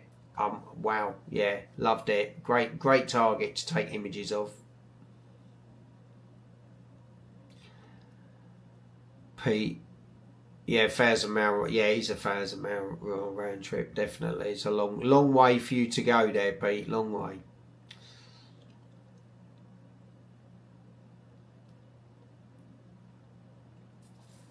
Ah, it's such a shame, isn't it? Isn't it a shame that, Titch, what you're saying, that they just feel that all this artificial light is good? I just don't understand why they do it, you know. Just before I moved from Southend, a guy moved in at the garden at the bottom. The gardens backed onto each other. He literally turned it into, like, you know, I thought it was Michael Jackson's bloody, you know, Wonderland or whatever. It was crazy. Just lit up like a Christmas tree, and for what? They weren't even indoors. They weren't even outside. They were indoors. It was winter, so it was just crazy. I was so glad I was moving. Narrowband filters, I'm using the 6.5nm SHO. Would the 3nm make a huge difference, and would the work on my fast f.3 scope? Answer is yes, Jim. 3nm really does cut it down, especially if you've got something like the moon up. You know, you're going to still be able to image. As Simon and I showed in the summer just gone, we took an image of WR134. If you ever look through my videos, you'll see it. And we had no astronomical darkness, and we were able to gather some really good data with those 3nm filters. No halos, they're brilliant, so no bright stars are going to cause you problems. And I can confirm I used them on my CT10, which is at f3.6, so you won't have any issues. So yeah, get on them, Jim, because they're brilliant, and a good price too.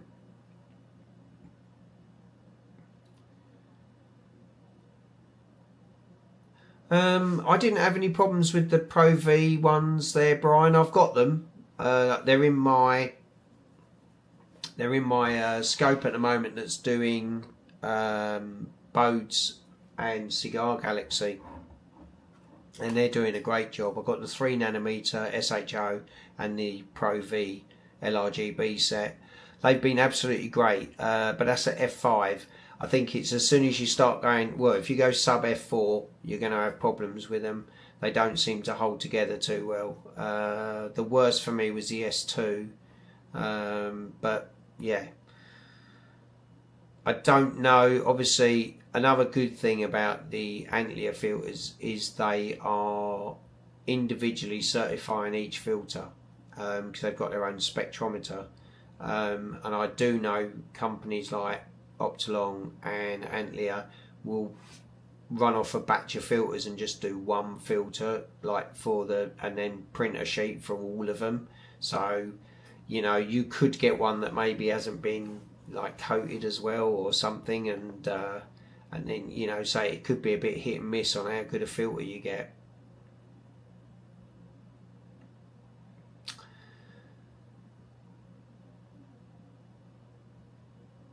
Yeah, that's the thing, isn't it, Nugsy? They are building them. It don't matter where you go, they are building houses everywhere.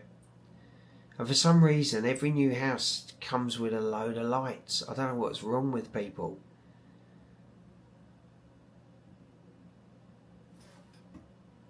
Antibody, right, let's roll down a bit because I'm missing the chat. I was in Southend last week. Visit there a lot.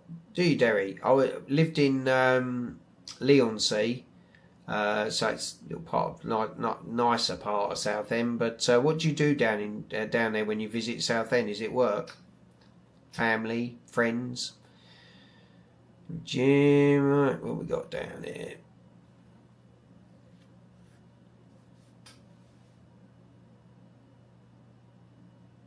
Yeah, you're totally right, Pete. They do. They point their spotlights at everywhere, but their own garden. And there is actually law against that. You're not supposed to shine lights into other people's land, and I think you can request for it to be pointed away. But the problem you have is you end up just having arguments with people, which is never a great thing. Can a dark shark be had from Bottle 4? I reckon it can. Absolutely. I've taken it from here, which is Bottle 3-4. I think Simon's taken it from his near Stowmarket, and he's Bottle 4. So yes, you can get the dark shark from Bottle 4.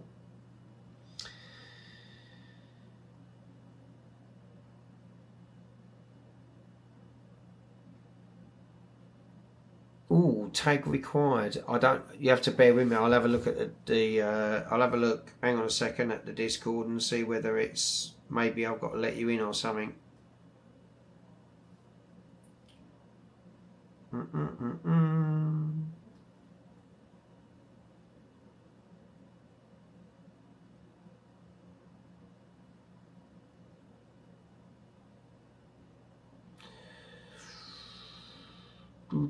Tag required. I don't know what that is.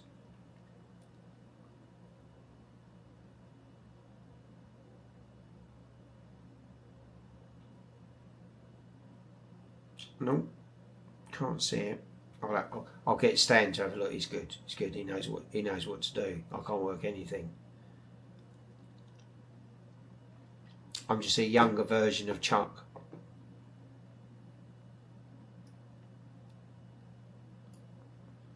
I say that, I don't even know how old Chuck is. Does anyone know how old Chuck is? There's a question.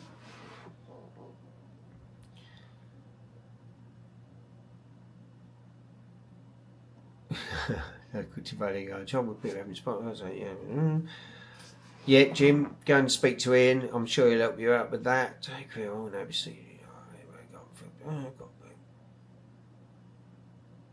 Yeah, that's such a shame, Simon, when they do that. Those bloody great big lights.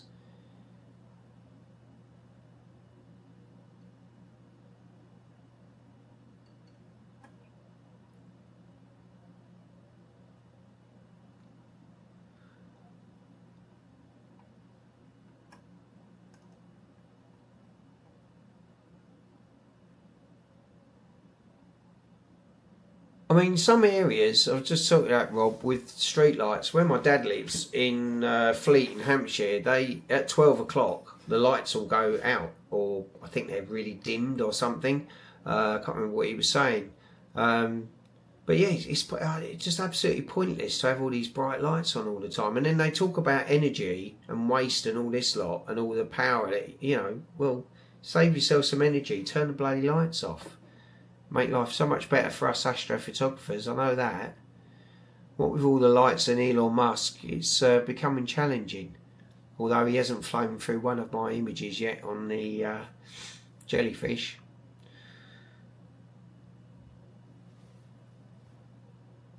It's annoying, isn't it, Ben? And why do they leave their lights on all night? Do you know what I mean? It doesn't make sense, does it? For what gain? Just to light everything up. Yep, local council. Yeah, I've heard of that actually, that you can speak to the local council and they will sort things. The office man pad looks awesome, Maya.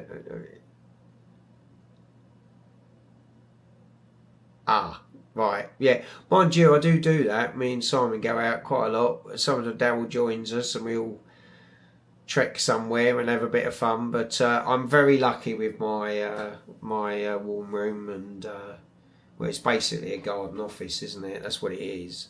And then I modded it, but I'm very lucky with it, I know. Let's have a look. Dark side to image, powering laptop. Yeah, it is a pain going out. Westcliff on the Sea. Yeah, I know it very well. Dwan Youssef, I live on Canvey. Yeah, know Canvey very well. Excellent. I've my father-in-law actually is from Canvey, so yeah, I know Canvey really well. Yep, Leon Sea. There's some beautiful parts. It's changing though. It is changing, Leon Sea, unfortunately. God, I go to do a scroll and it jumps loads. I wish it wouldn't do that.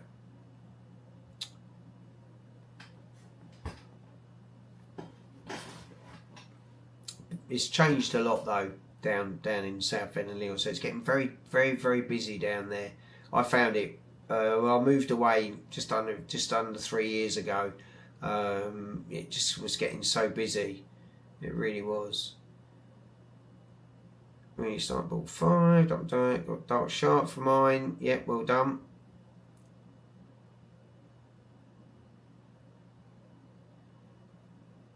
Chuck's 45. He can't be 45. I think he's 57. Cool.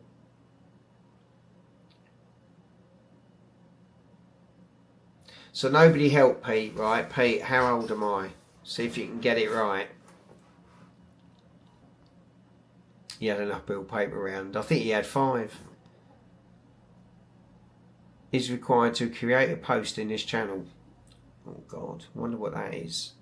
Dave, don't worry, I'll look into it. The Stan, it's Dave Kemp. He's saying that He's being told he needs a tag to create a post in the channel.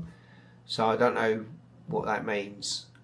We'll get on it, Dave. Don't worry, we'll sort it. Maybe you have already. I've got to catch up with the chat.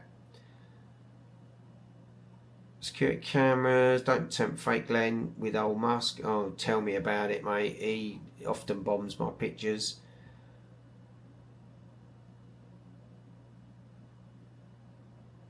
Yeah, that's good. If all the lights go off, it can be. That's excellent. That's really good. That's helpful. I'm in groups. So I'm trying to upload an Astrophoto channel. Speak to her about the very many will shroud. We don't get past. Just don't drink coffee. And drink coffee. Yeah, same name.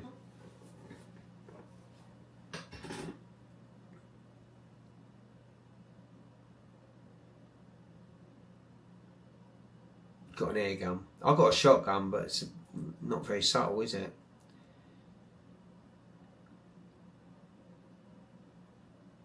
Oh, it's a shame. Sometimes you pick a target, don't you, and it just literally gets bombarded if you get it on the wrong night.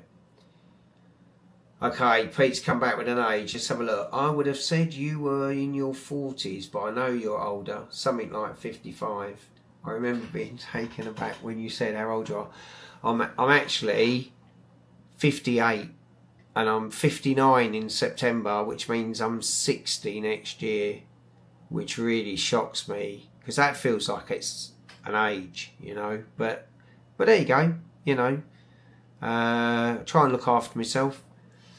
What none of you know, well, Daryl and Simon do, is I've just started a bit of a health kick and I'm actually on a 100-hour fast and I haven't eaten for,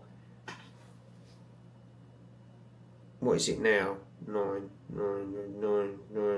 so that's 9, 10, 11, 83 hours. 83 hours I've not eaten. You know, I feel fine. Got loads of energy. Feel good. Yeah. So eating's bad for you, you know. But the idea is it's a kickstart, and then I'm going to go into intermittent fasting because that's really good for you, and that. So, you know, keep myself fit as I can, look after myself, and yeah, there you go. But yeah. Not bad, Glenn. I'm the 60 next year too. Where's time gone? I know. I don't know where the time goes. You know. I remember. I in my mind though, I'm still. I don't know. 20, 28, 26, something like that. 30. I don't know. There's a very true saying. Growing old is inevitable, and growing up is an option, and I live by that. Oh, Titch, don't worry, man. I'm catching you. Oh, good for you, Jim. Yeah, you're doing. Are you doing 16/8 fasting? That's supposed to be. That's what I'm going to move to. Once I've done this 100-hour fast. The 100-hour fast is. I just saw it. I read about it, and I just thought that's crazy. But nothing, Nugsy. Just water. And you're allowed black coffee as long as you don't drink too much of it. It's about 4 calories in a cup of coffee, black coffee. So yeah, I've literally had nothing. It's been difficult. When you salivate as you're feeding the dogs their dinner, you know there's problems. Anyway, I was all right. Yeah, 16/8. Yeah, that's what I'm going to move to, Jim. So that's the plan. I'm not going to be like, oh my God, I can't eat outside of that because I've got my dad's birthday next weekend and I know they've got a meal in the evening and then in the morning there's a cooked breakfast. Well, I'll have that. I'll break the fast early, but that's okay. And I can do intermittent fasting easy, but we went on holiday recently. I ate a load of crap and I made myself feel quite, you know, and yeah, I need to lose a bit of weight. Funny enough, Jim, you say you lost 3.5 stone. I actually said to, I think it was Simon, I said to him, I said, has Jim lost loads of weight? I seem to remember he was a bit bigger, but you have. Yeah, well done, mate. That's brilliant. I bet you feel a lot better for it. Pete, well, I don't know what you look like, but I'm sure you look great. I wish I was that age now. Oh, you do OMAD, 1 meal a day. Oh, well done, mate. I think as you get older, you really do have to find ways to look after yourself. It does make a difference. I'm just reading back up. I can't believe I'm older than Chuck. That is crazy.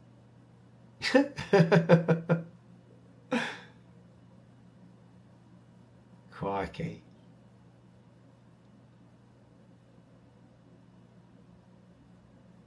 Yeah. I just think for me, I just need to chasing the mosquito. He's hungry. For me, it's more of a health thing. I have a bit of a reflux thing when I eat too much, and so it's partly to reset that. And the other part, a lot of you won't know, but I've actually got an autoimmune system problem where I've got rheumatoid arthritis, but I'm totally fine and in remission because of the way I look after myself, basically. And this is also another little kickstart into getting rid of all my inflammation and stuff, and then so I can move on to intermittent fasting.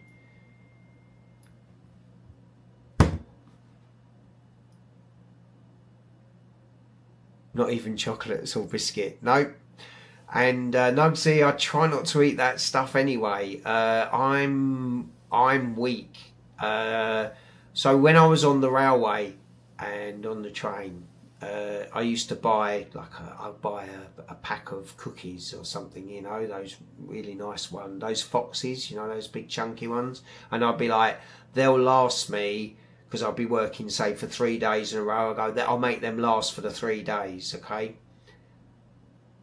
An hour tops. I would just do the pack. I'm terrible. Everything's like a packet of Pringles to me. Once you pop, you can't stop. I'm terrible. I've got no willpower when it comes to it like that. So I've changed my mind on that, and I'm trying to look after myself. 51, going on 12. Good for you, mate. As I say, growing old's inevitable. Growing up's an option. Not sure about green tea, Jim. I've tried it. Tastes like sludge. What was that one my wife gave me? Machu? Oh, God.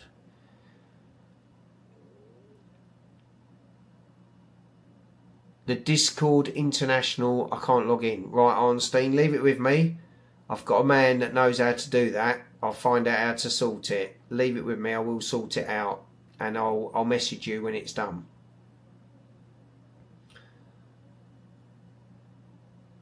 Yep, Dave. Well, the thing that I've done over the last few years is I eat like a ketonic diet. I stay off of the carbs as much as possible and try and stay in ketosis.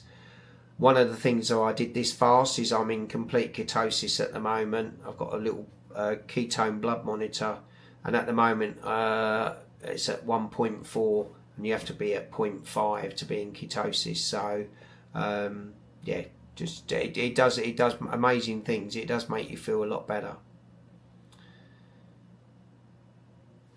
You need to fast for 6 months. You don't, Titch, honestly. You can just start off just doing intermittent fasting. Just try and fast like every day. Don't break your fast until, I mean, the 16/8 works really well. If you can wait until, say, 11 o'clock in the morning to have your breakfast, and then you make sure that your last meal is at 7, you're there. You've done it. And you can pretty much eat, you know, you don't have to calorie count. Just don't eat loads of burgers and pizzas. That's all. Just try and eat whole foods. Chuck was the Hovis delivery boy. Thank you, Kenneth. I do try. I have good days and bad. I'm not overweight, I'm under tall. I think I've said that once. I'm cuddly, is what I like to say. That's it, yeah. Good for you, Nugsy. There's nothing wrong with it. If you're happy, go for it. As I say, mine isn't for weight at all. Mine is purely for health benefits, and it's mainly because I've got a chronic condition that I need to look after.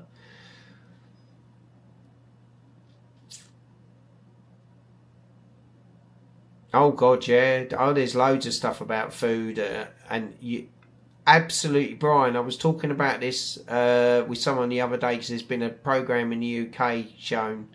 Where they actually showed that all the old tobacco companies that used to put the addictive stuff in cigarettes are putting the same. They bought out the food companies, or in part of the food companies, and are actually putting the same stuff in the food, and to basically get us addicted.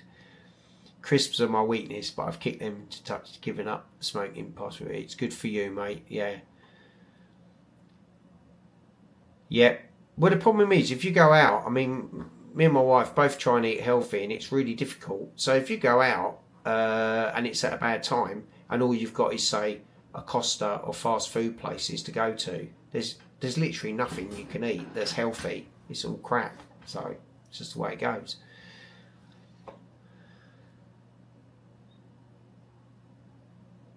Yeah, very much so, Pete. That's why. Well, you want to talk about a shock to the system. I'm going to be honest with you. This 100-hour fast is tough. I have had some moments of I could eat grass. I'm not joking. I've been that hungry, but I am quite strong-willed in my mind. Oh, well done, Dave. Excellent. I'll have a look at that. I am very strong-willed, and I've been able to stick to it, and I think it will help me. I think going into intermittent fasting from not eating for 100 hours is going to be good.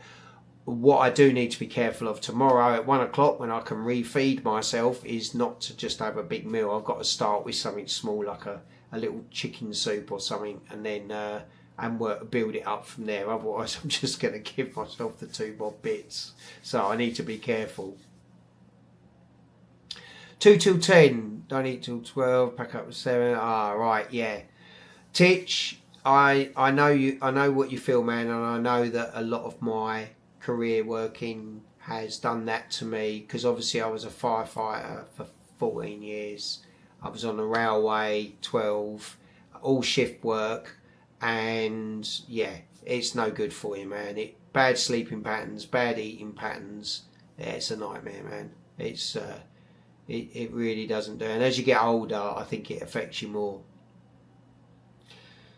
Dave, if you think Discord is new to you, it's really new to me. You should have seen me trying to set it up. I was like a fish out of water, and luckily Stan was there to hold my hand, because there was no way. Well, Stan set it up, so you can all thank Stan. He done a fantastic job. Thank you very much, mate.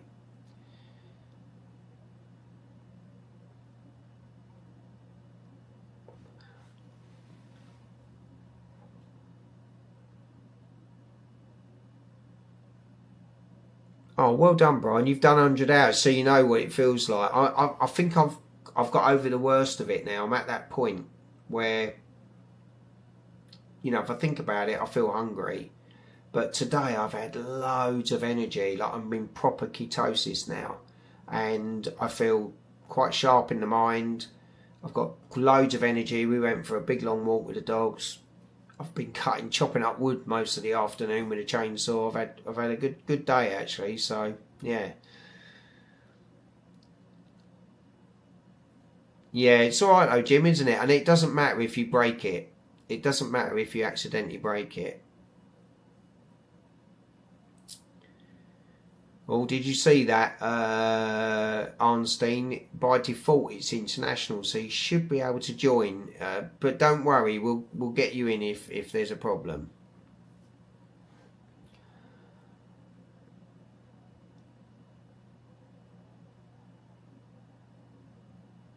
Oh, did you? Did you have? Yeah. I can imagine. I mean, if you binge after a long fast, you are going to make yourself unwell. You are going to make yourself really unwell. Robert, hello, mate. You've been for a pint. Oh, look at you. I've had a pint today. It was a pint of water. Yeah, here is a wall that you have to cross. It's amazing actually, isn't it? Talking on here, just how many people have done something similar. Or you know, you're all sort of like, you know, it's becoming quite a common thing now.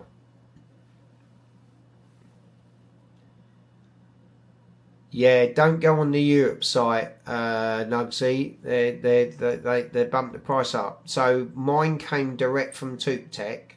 You go on their website. It was sent UPS, no problem at all. They sent me the camera and some filters, and it all came through, no issues. And yeah, it's like yeah, it's $530 or something for the camera. So yeah. Go there.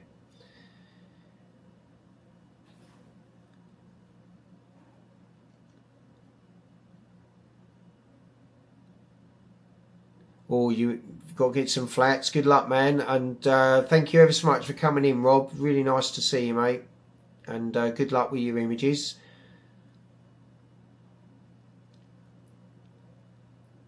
Bob, how was that ISS? Did you enjoy filming it? Hope you didn't mind my jokey comments. You didn't reply, so I thought, oh, I might have overstepped the line.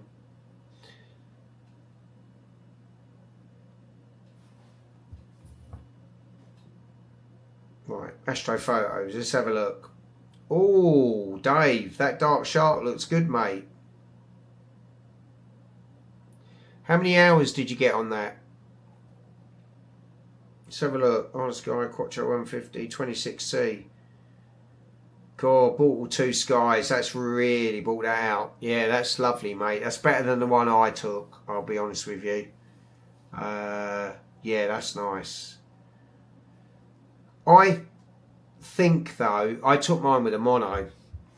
And I bought the 533 one-shot colour. I haven't had a mono for a long time, a one-shot colour for a long time. And what I found with the one-shot colour is it does better with dark nebula, like something like the dark shark. I found it just it was just easier when it comes to the processing, and it just brought the colours out right. So yeah. Derry, thank you ever so much for joining in with the chat. It's nice to meet you. Take care, and say hello to Westcliff. Yeah, it does do well with the shark, Simon. So was that just 4 hours? That's a brilliant image for just 4 hours on that. That's really good. You've made me want to go back to this target now and give it another go. I like that a lot. That's really good. If you want to know what I'm looking at, guys, I'm on my Discord, and oh god, that ain't gonna show, is it? But there's a dark shark that Dave's just posted on there. Go on and have a look, because it's absolutely brilliant. Yeah, it's really nice. Well done, mate. Pete's put some lovely images on there. And one of my favourites, Pete, is the embryo. And that's quite nice. I've put my embryo on there actually, which I took a little while back.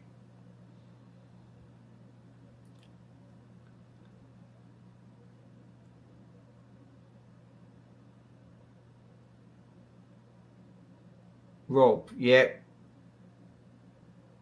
Yeah, there's a lot of things you can do for the ISS. It's I've always liked those pictures where people get it transit in the moon, and they get it with that in the background. It can always look quite good, so I'd like to try that. Let's see if I can get this to look a bit better. What we got? How many have we got now? We've got 20 frames stacked. It's still going.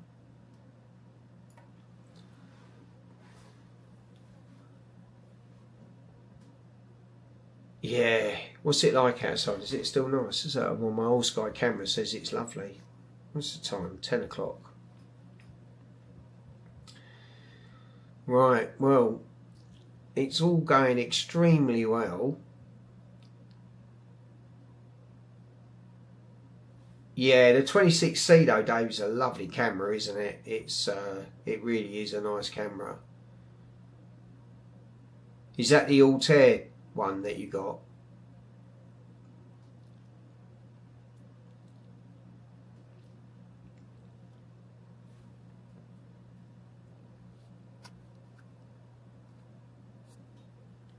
I kind of fancy that camera. I think I love my 294mm Pro. It does really well, but the only one-shot colour I got, well, I've got two. I've got the 585C and the 533MC, both very small sensors though. You're still not up and running with it, Simon. Oh man.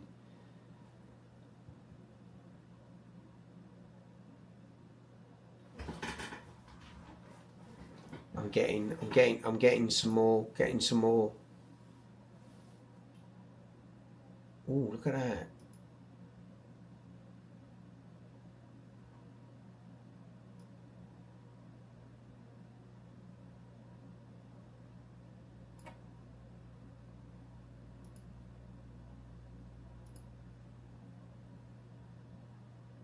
Thanks.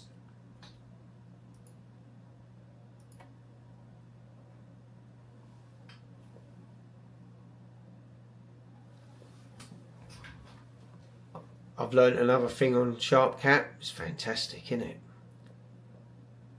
Can't remote. Oh. Yeah.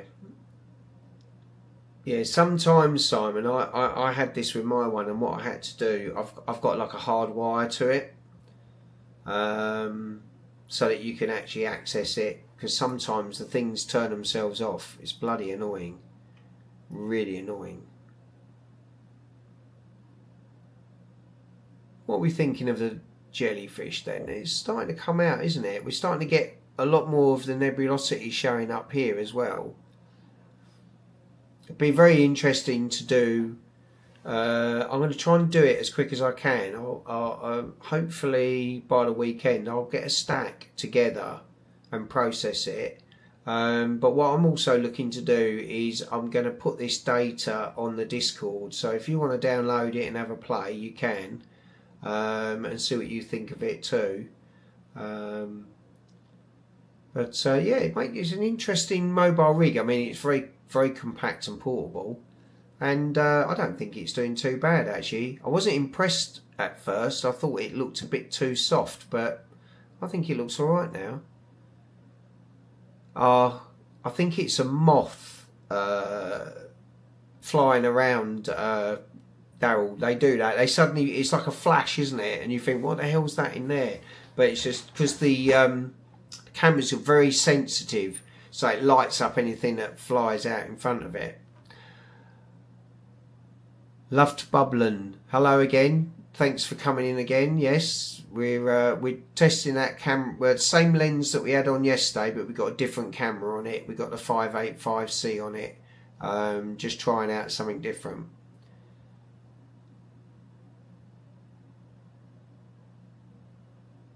Do you know what, Simon? I had this issue. I'm trying to think what I did to change it. Is it just saying like error when you try and put out the shared part for Google Remote Desktop?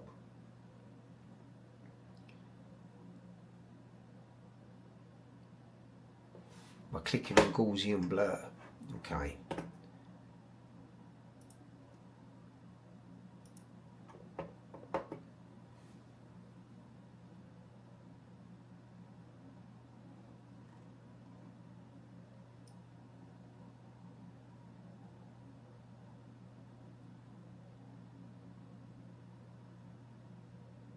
Oh yeah, that sharpened it a little bit, isn't it?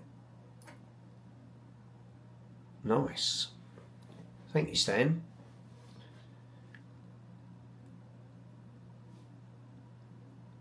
One thing to check, Simon, go into the Windows search and put in Remote Desktop, which is the Windows Remote Desktop, and make sure that's turned on as well.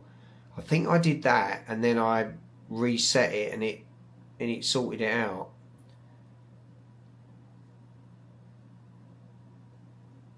Yeah, the full frame cameras from Altair are really good, although they are quite pricey, full frame cameras. Access code, but can't generate one from other computer. That's a bit weird, mate. I'm not really sure what that could be. David, more like he is. We actually do get Apache helicopters fly over here because we've got some military bases nearby, so yeah.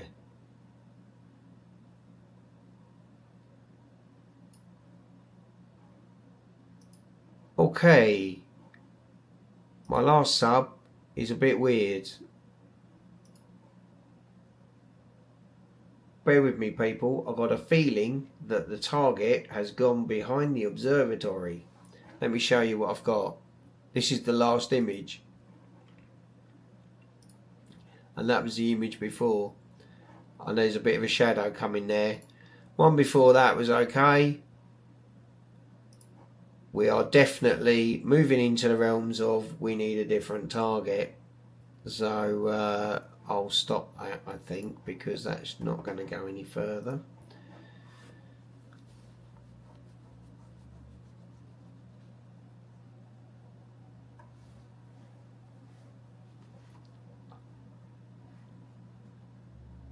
Pics take 7 hours on average. Click on unsharp mask. I've got to do some reading. I'm falling behind on the chat. Let me have a look here. That button there.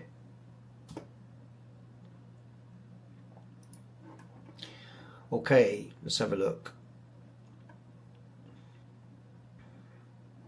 Let's get that last one there. Darkened it up a bit, didn't it? Let's bring that there.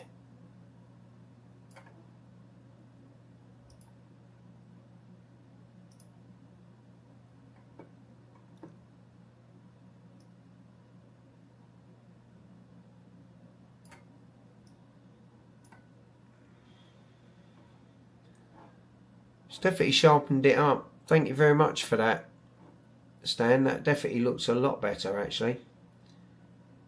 Not bad at all.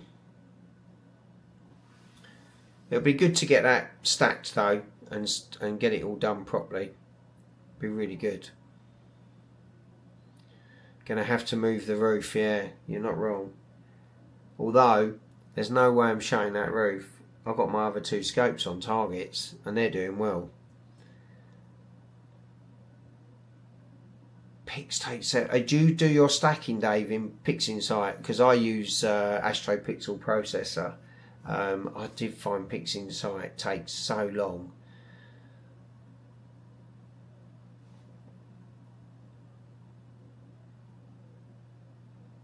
Oh, Rob, you're cracking on with the building. Good for you, mate. Good for you.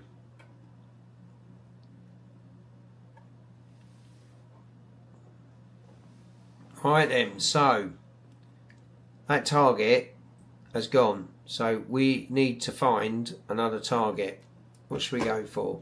Let's have a look what it's about. I'm going to call up Stellarium and have a quick look at what I can get from my garden.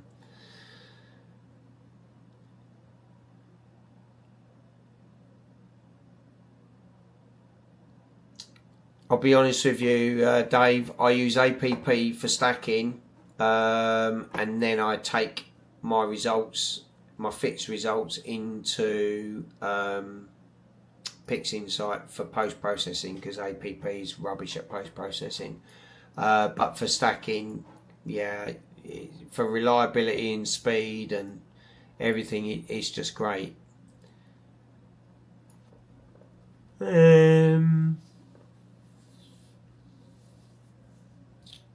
We haven't got elephant trunk's going to be too low, I think.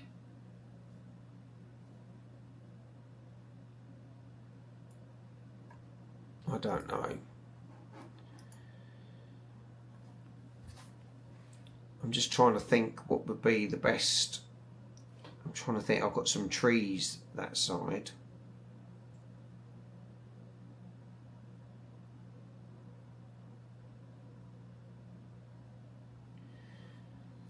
All the bright nebula are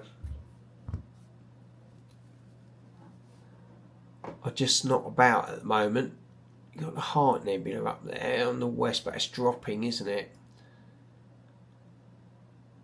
I don't think that's high enough for me to grab.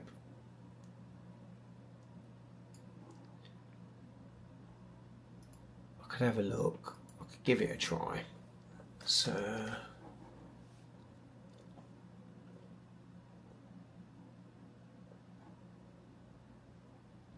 it won't be a second, guys. I'll just try and find us something that we can actually get on. I've got a feeling that's going to get caught on the rosette's low as well. That's to the south. That's even worse for me. Yeah, north, west. Heart is there. Got the Iris Nebula.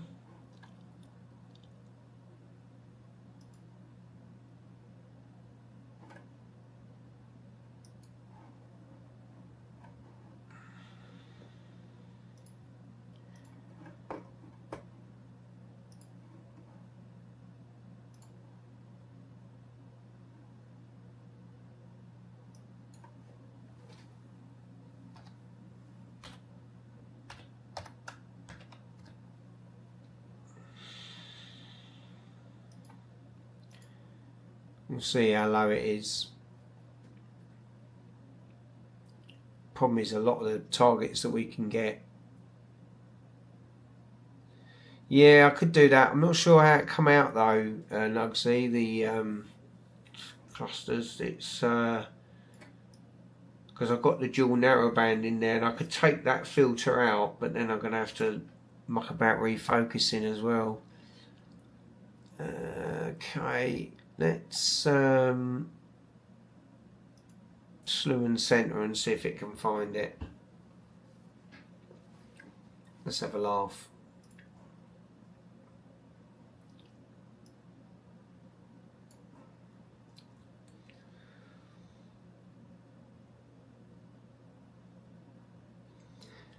Thanks for coming in, Arnstein. Take care, mate. Nice to see you. Early start tomorrow, DP John. Thank you for coming in. Sorry for not seeing that you were going earlier. Is a new video out tomorrow again? Yeah, I've got a new video coming out tomorrow. All about the EQ6. Little remix. Right, let's have a look at what this is doing.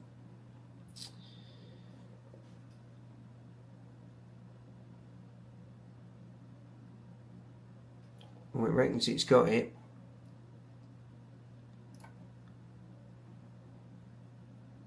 Failed to find a suitable guide star. Let's have a look at what that's doing then. Well, that's not happy at all. That's not looking at anything. No, that's no good. I don't understand what that must be right on the edge of something then. Either that or the guide scope's fallen off the camera. One or the other. How can that be getting an image and the guide scope's not getting anything? Bear with me. I'm going to go and have a look. That's got me confused.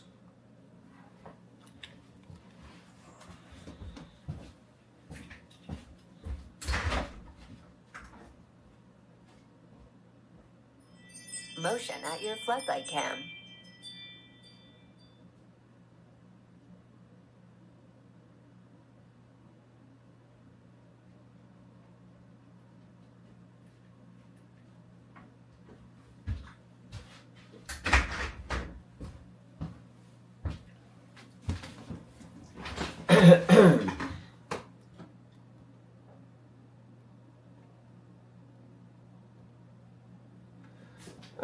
Yeah, it's basically so close to the observatory roof that's open that the guide scope that's above the camera is actually pointing straight at the roof, and that's why it's not getting an image. And so the Heart Nebula is not an option.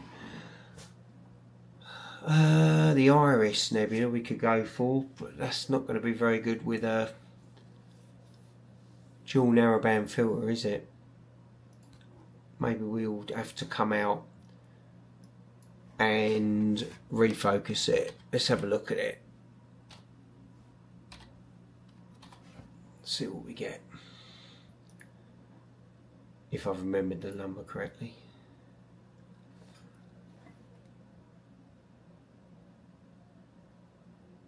Yeah, the guy's scope was looping. It was just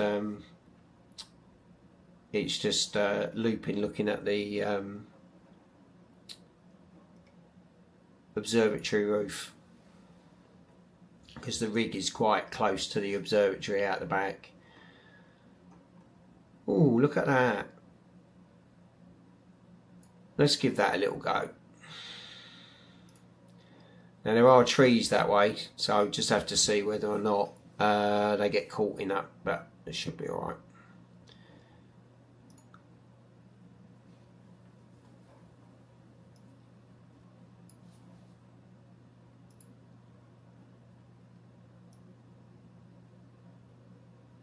There we go, there's stars on the guide scope, so that's better, innit? Alright, looks like we're looking at a bit of sky then, so that's good. But we are definitely going to have to take the filter out, because the dual narrowband filter is going to be no good for this target. So we'll just let it settle, and then I'll go and take the filter out and we'll just double check the focus.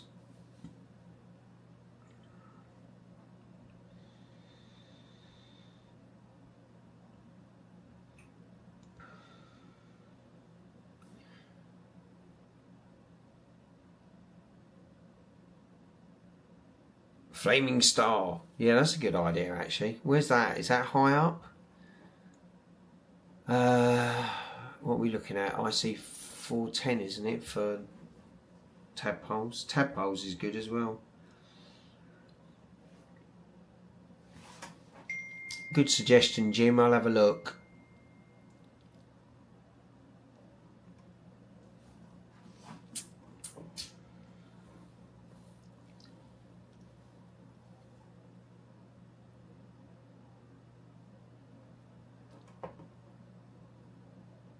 Okay, although I'll just have a look first, but this is lined up at the moment, so we'll just see. I won't change it, and we can just start the routine if this is okay. If I put in IC 410, because I think that is the tadpoles off the top of my head.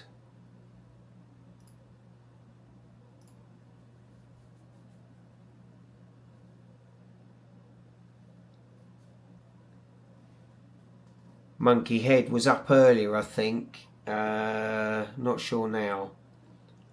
God, this field of view is enormous. Look at it. 14. Let's take that down a bit. Right. Yeah, it's dropping now, Jim. No, it's going to be... Once we get to 30, we're going to start hitting the trees and everything around here. So...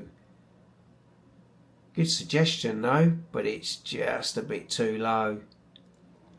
This is the problem at this time of year. All the things we want are really low, because one of the ones I wanted to get was the Spaghetti Nebula down here. I've been really wanting to get that, but yeah, it's kind of I think I've left it too late this year. I need to get on it much earlier. I need to be a lot more organised. Luckily, I've got most of the jobs that I needed to do in our house done, so it'll be better. Well, what are you saying? Just north of tadpoles, it's above M42, but can't remember if it's higher than Jelly. I think it's lower than Jelly, mate.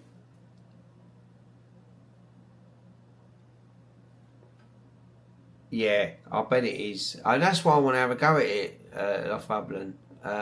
Spaghetti Nebula, I really fancy it. Yeah, I think you're right, Jim. I'm going to whip the filter out and do that.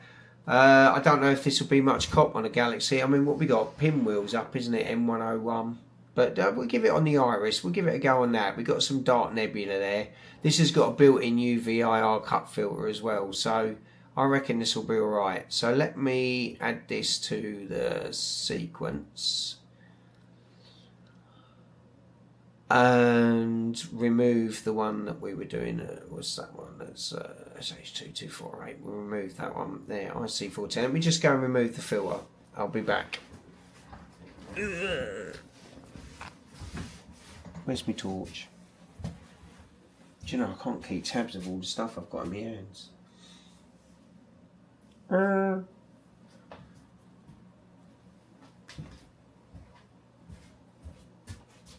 find it. Where is it? Oh, it's used to be fine.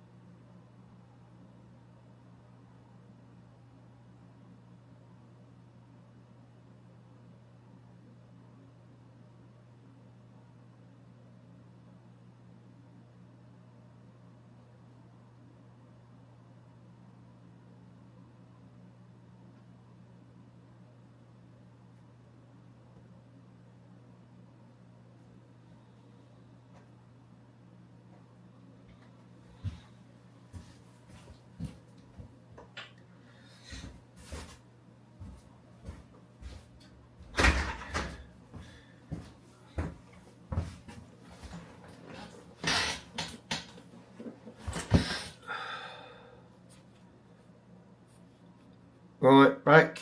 Hopefully, filter out.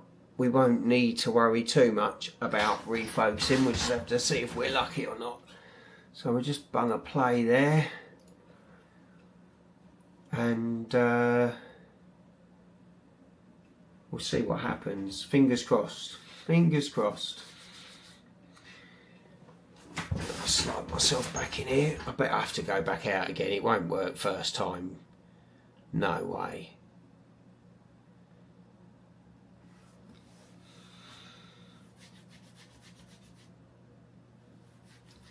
Liberty running 3 scopes. Oof. Yeah, I do that. Yeah, I've got 2. Well, I'm running 3 scopes tonight actually. I've got 2 in the obsy. Oh dear, plate soul failed. Not enough stars. What's going on? Okay, bear with me. Let me just see what's happened here. Something's happened. Let's have a look. Oh God, I went IC410, you idiot. Ah, I didn't do it, did I? I didn't change it, did I? NGC 7023. I just slewed to it. I didn't put it in as part of the sequence. Load image. That's alright, we'll sort that. You can go away. Come on, stop, stop, stop. Stop.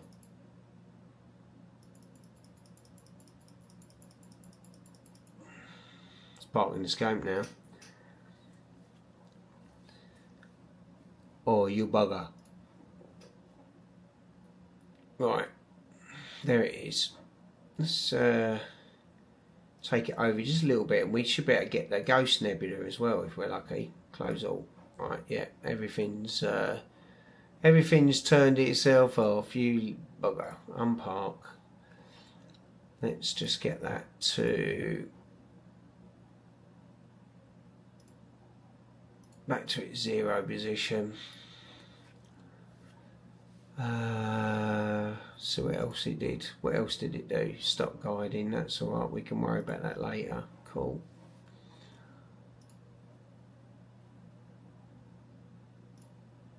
Sequence isn't done yet. So 7023. Right. This time I want to add that to the sequence, not the bloody. That's better. See, this is rising as well, so if we're on it now, it's going to be able to stay on it, hopefully. Let's make sure that that mount's moving, which it is.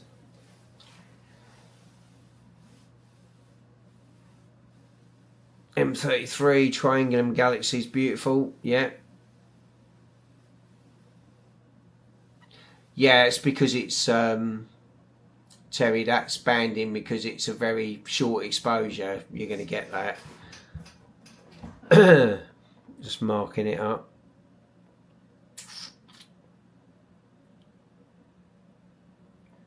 You're joking, Nugsy. You don't think anybody does this hobby without problems? Oh, look at that focus. I told you the focus would be out if I took that filter out, didn't I? See, Nugsy, we all have the same problems, mate. Honestly. Don't you worry. There's no one out here that doesn't have the same issues. Right, let's just put this on a loop. I will be straight back, gentlemen. I need to go outside and just refocus this scope. It won't take me very long.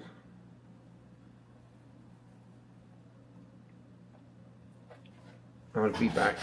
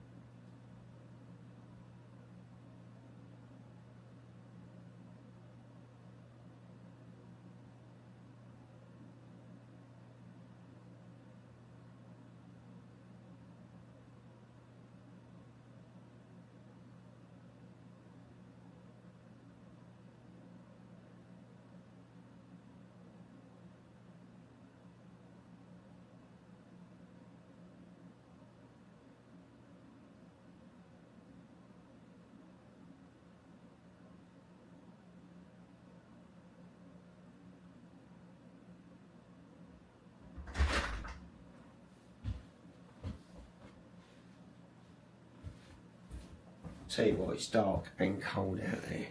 I'll be back. Nearly there.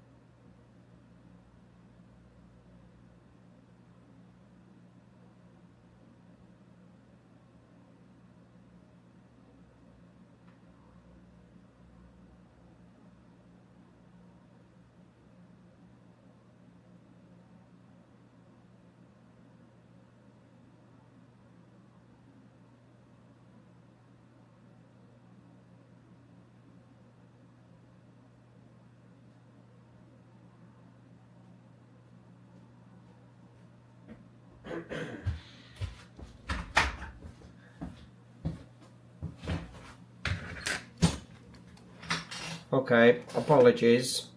The star isn't bright enough. I can't focus on it. I need to slew to a brighter star.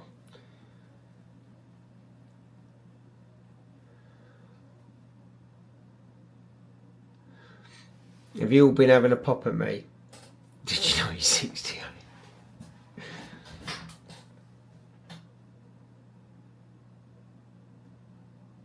Let's talk about him. I like it. Yeah, you all knock yourself out. Okay, let's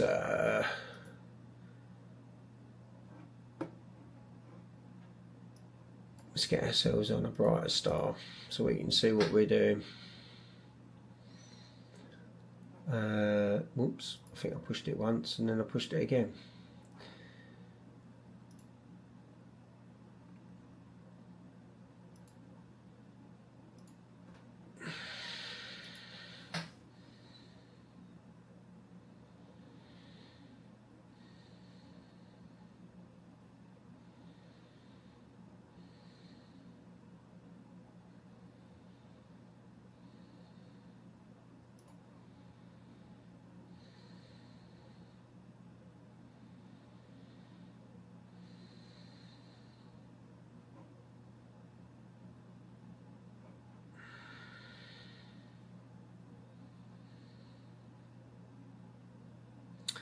There's a bright star. Right, let's try again. And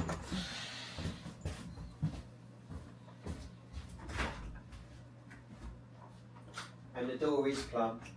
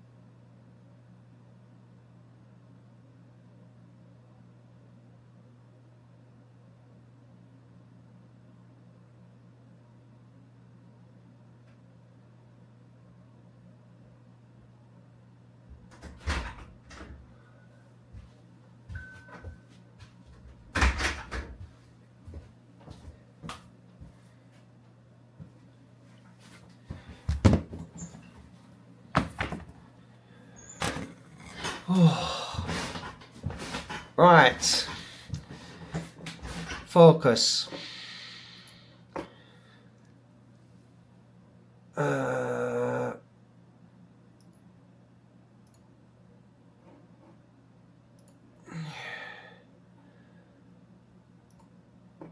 I'll get this slewing and then I'll find out what you've all said about me.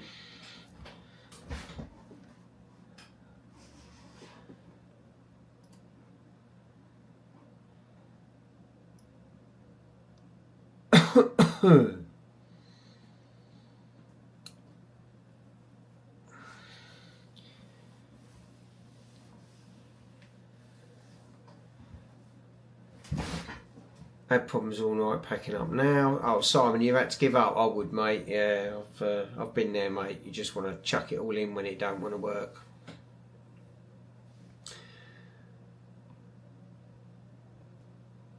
Yeah, we'll have to have a look at that mealy for you, Simon.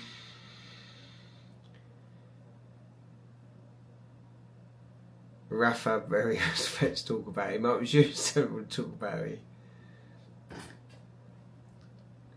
Stan, I can't believe you said that about my door.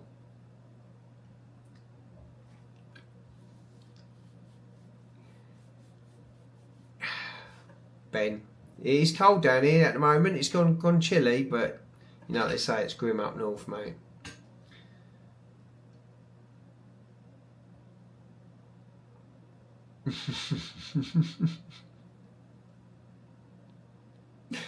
Oh dear. Back to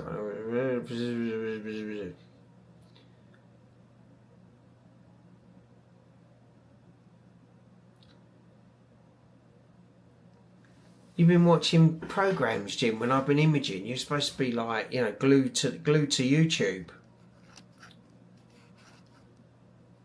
Of course, that's a joke, by the way. Yeah. Okay, Simon. Well, it is fixable, mate, because I had the same problem. We'll have a look at it for you, mate. I will sort it out. Don't worry. So we'll get this going, and hopefully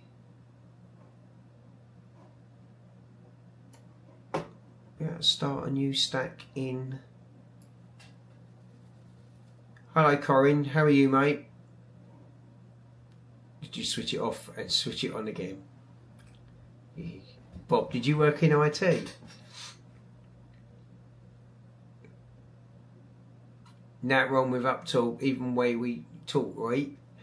Not at all, Dave. I love up north, mate. I tell you. It's great. Okay, ASTAP doesn't like this. This is not good. Normally, the only reason ASTAP plays up is if it's not in focus. I know it's in focus because I've just been out there and bloody focused it.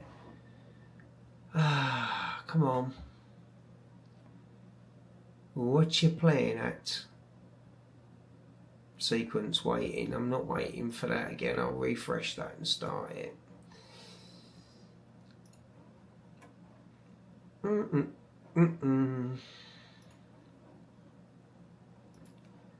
It could be that it'll put a bit of guiding on it and it will just hold it a bit steadier.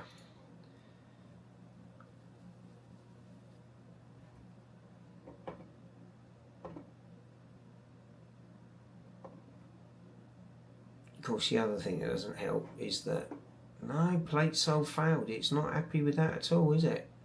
What's the matter with the image?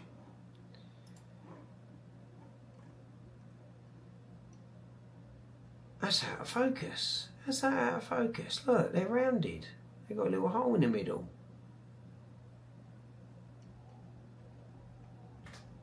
That is unreal.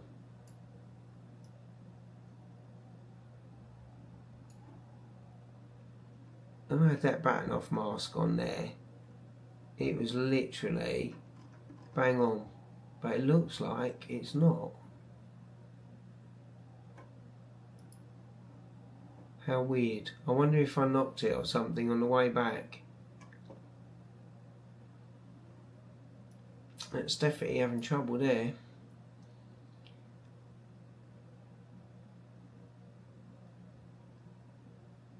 Hello Andy, nice to see you again, mate.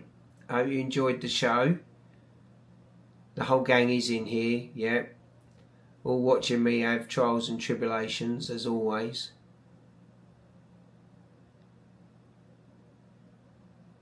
Take care, Stan. Yeah, I think people are winding down now, Andy. It's we've had a night on the Jellyfish. I can show you a live stack through Sharp Cap.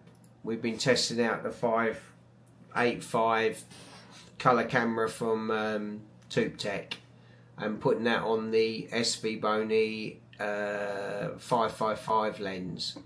So did quite a good job actually. I did a wide field yesterday, and tonight we did a more cropped in shot of the Jellyfish Nebula, which come out quite well. There's 22 5-minute frames there stacked. So yeah, it was alright, did alright. Good job I'm not live, you see me hopping around. So hey Simon mate, this is what happens. It's like me now, you know, I've got this issue here where this is not ASTAP is failing, the focus is not good enough. I am going to have to go back outside and refocus it again. I don't know what's happened. I can only assume that when it slewed, it lost its focus, which is a bit of a nightmare, to be honest with you. Okay, let's stop this. I'm going to have to go back and do it again.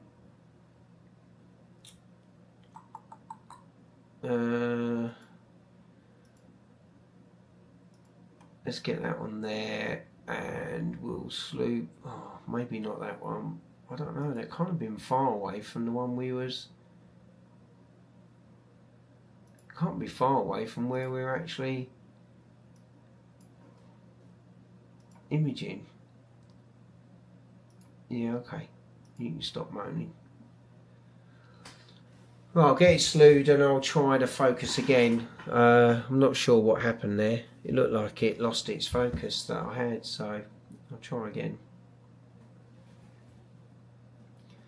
Unfortunately, where the iris is, there's no bright stars to focus on.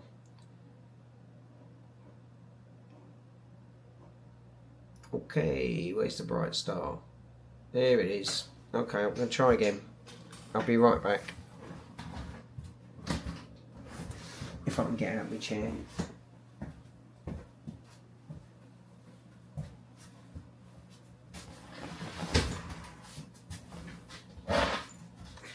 Found my torch. Couldn't find my torch earlier. Right.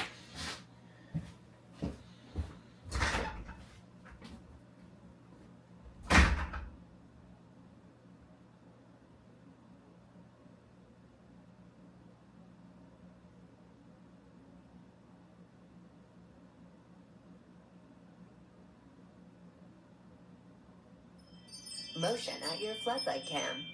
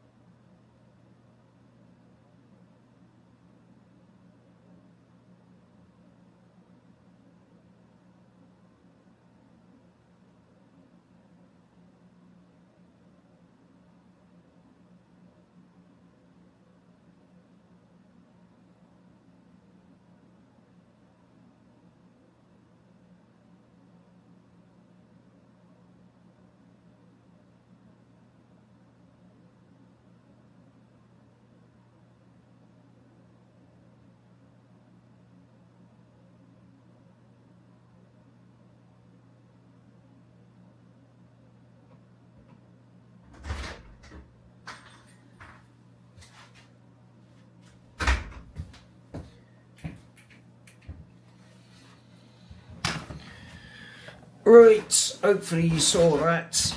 Was definitely in focus. So I cannot tell you if this is out of focus when we get back round to our target. I'm not really sure what to say, because that was definitely fine. The baton off mask to me when I left it was bang on, so we'll see what happens this time. Okay, still slewing.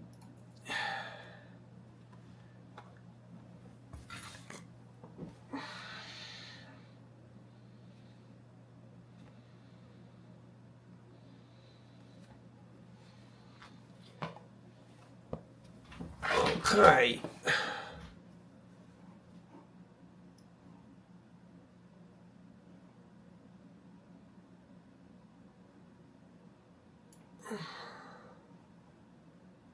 Actually going to get that guide in, get that settled, and then let's see what this does. Right, okay, ASTAP's working now. So it was just obviously for some reason, maybe when I was doing the, oh no, sync to target fail. Oh, you just want to play up, don't you? It's because Simon's back in the room. He's jinxed me.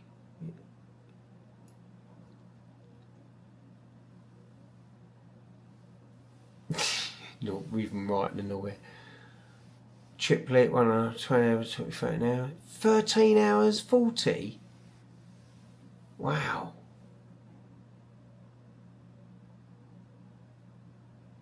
What are you working on, Ben? A ZX Spectrum?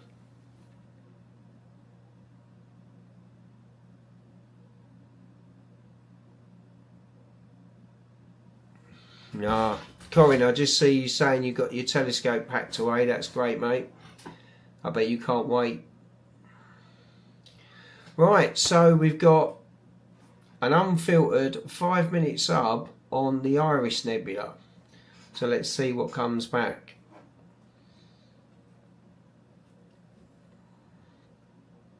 Go sit on the naughty step.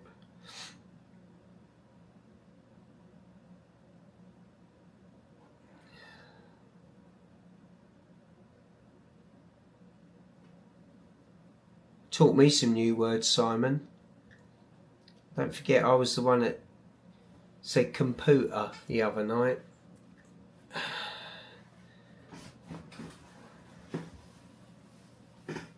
Always teaching me something, turning me into Suffolk boy. The word's computer, and you made me say computer. My wife couldn't believe it.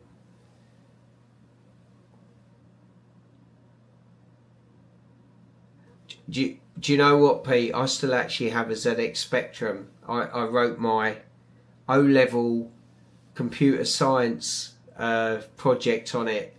That was back in the day when the old BBC computers were in schools with a green screen, and we all got excited when we could make our name move around. But yeah, I've still got it, and I've still got the project. It's brilliant. Oh, I'm definitely showing my age. Don't worry about that. Oh, yeah. Can't get away with that. But you should see my computer, Ben. You'd be impressed. I build my own. Let me see if I can show you it. Hang on. Will that come out there? Oh, no, it won't come out there. Hang on. Oh. I've upset the gimbal. Hang on. Here you go, Ben. I'm going to show you my PC. Hang on. This is my PC. It's got an i9 12900K processor. It's got 64 gig of DDR5 RAM. It's got the Nocturne cooling fans, and it's got a GeForce RTX 4070 Ti Super as its graphics card. So I've moved on a bit since my ZX Spectrum. Only a little bit. That's a really good computer actually, it's very fast. Certainly makes editing nice and quick. But I'm quite fortunate I can build PCs, so we're alright. I'm allowed light pollution in here, Rob. It doesn't matter. It doesn't get outside.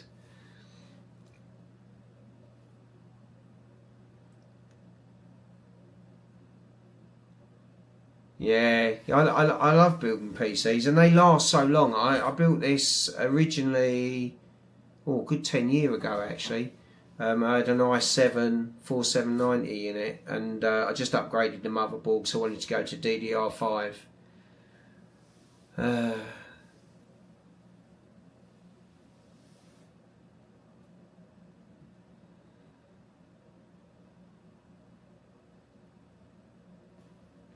Floppy disk.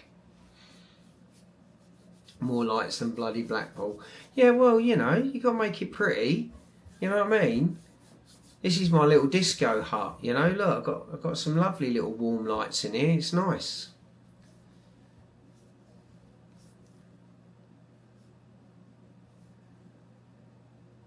I know I've got a project. Simon wants a new computer, so I think I'm going to be helping him out with that hopefully soon.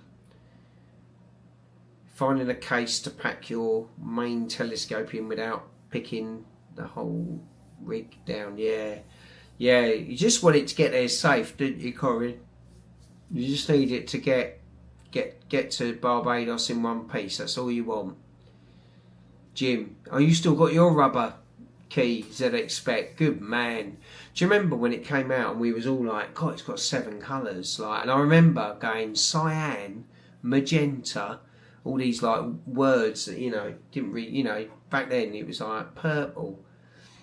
Right, interesting image has come back. I'm not sure about this. A, the framing is not what we asked for, and B, look at that on the stars. That is not good. Now,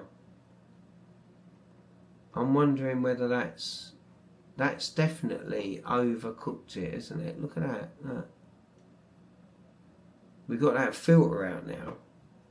So I'm wondering whether we need to knock. Let me just have a... Let's go back to the camera. Yeah.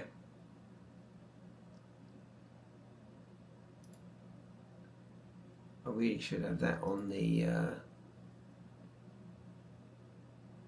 high dynamic range. Let's put it to high conversion gain. I've got the wrong bloody setting on it. That don't help. Let me try that again. Oh, I love Astro. It's so simple. Anybody that doesn't have problems in Astro, it means you ain't doing it right. If you're getting it perfect first time, you're not doing it right. I need to sort the framing out on this because that's not right either. That's definitely not framed up right. What do we reckon? Is up, down, down, up? Left is right, right is left. If I try and manually slew this, it ain't going to work. I know it ain't. What framing did I ask for? Maybe it's not. It's close to the top, isn't it? So maybe if I put that more central, it might come out better. I am going to definitely have to reframe this because that is not going to be any good. There's no point doing an image with it like that.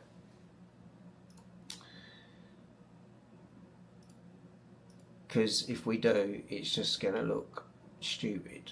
Because it's going to be too far out to the side. So let's delete that one. Smash that one in. And we'll see if that framed it better. It's possible that I've got the camera in. It might not be in that rotation. Because I didn't put the rotate. I haven't got the manual rotator set. So it is possible it's not in the right rotation.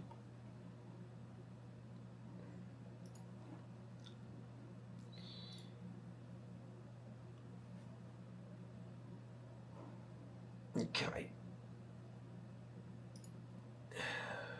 It's going to do a recenter now.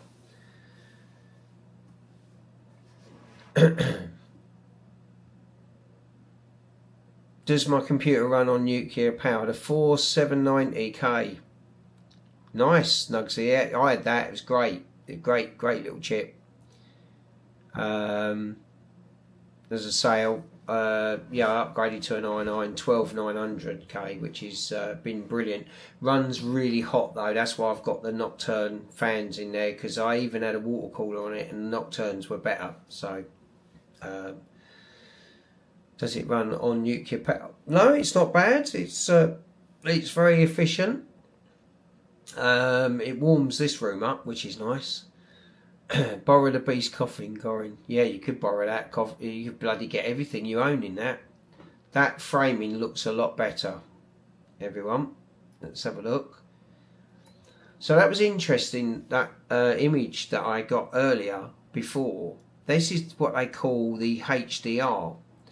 And I don't know if I've got the settings right on that, but look at that. It's absolutely blowing out the bright stars and doing weird things over the picture.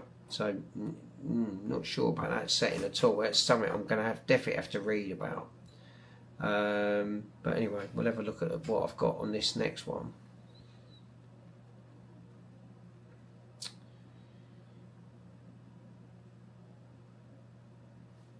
RGGB looks wrong. I don't think it's that, Jim. I think it's this HDR setting. It's got this where it mixes the low gain and the high gain, but I did try it on Orion and I got something quite similar to this, so it's definitely a setting not quite right there and something I've got to look at. What have I done? Yeah, God knows.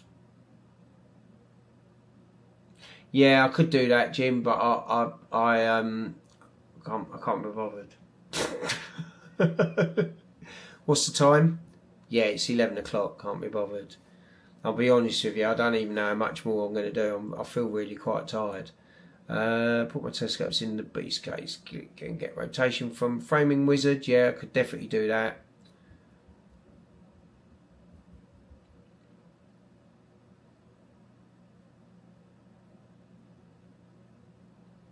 You couldn't get on with that camera. Is that, well, this camera? No, it's all right.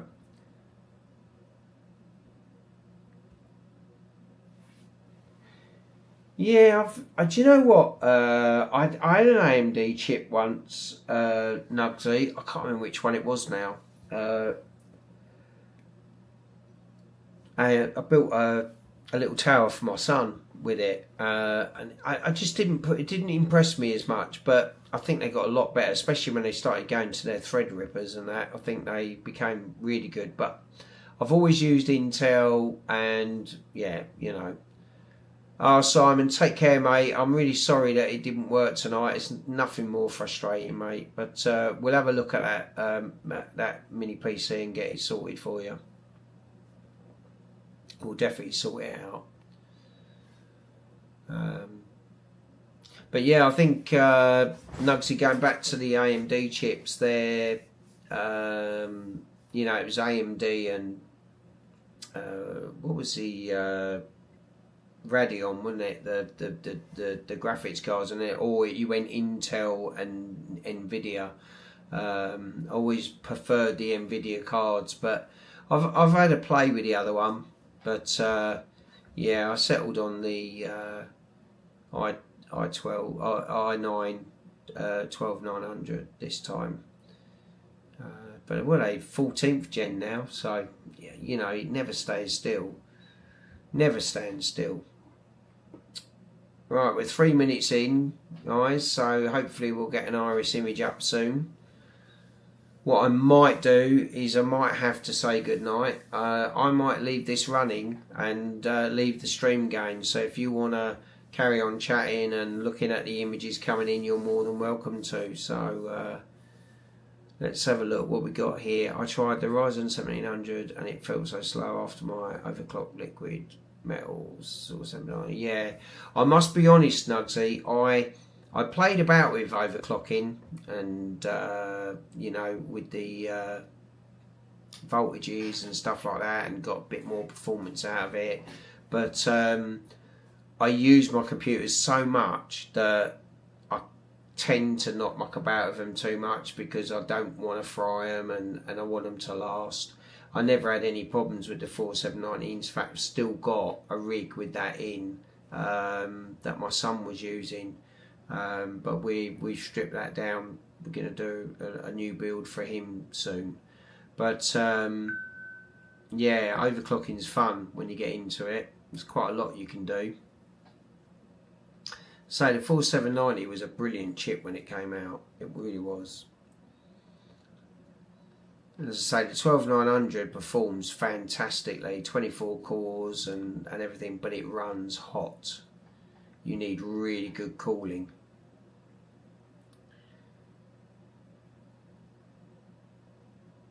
That's a shame, Titch, but at least you're back out there, man, and you're getting better. So that's the good news, mate. If all you got to worry about is a bit of bad guiding, it's not too bad. Not rubbing it in, but I'm at 0.13. I'm selling this mount, by the way, if you want to buy it. Did you? Yeah, I think that's easily done as well. No, see, frying a graphics card there. Yeah. Some of those tools, they let you really push them, and you can get in real trouble. Okay, so this is high dynamic range on the Iris, a 5-minute sub, and again, feels a bit soft, but we know what happens when we start to stack it. It don't look too bad. So there you go. That's much better framing, by the way.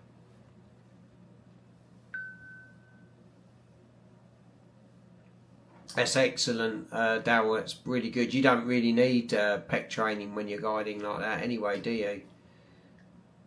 Do you know what? These Ioptron mounts, I'm not sure I like the Commander and all that lot, but they do, when they're working, they track so well. They really are good.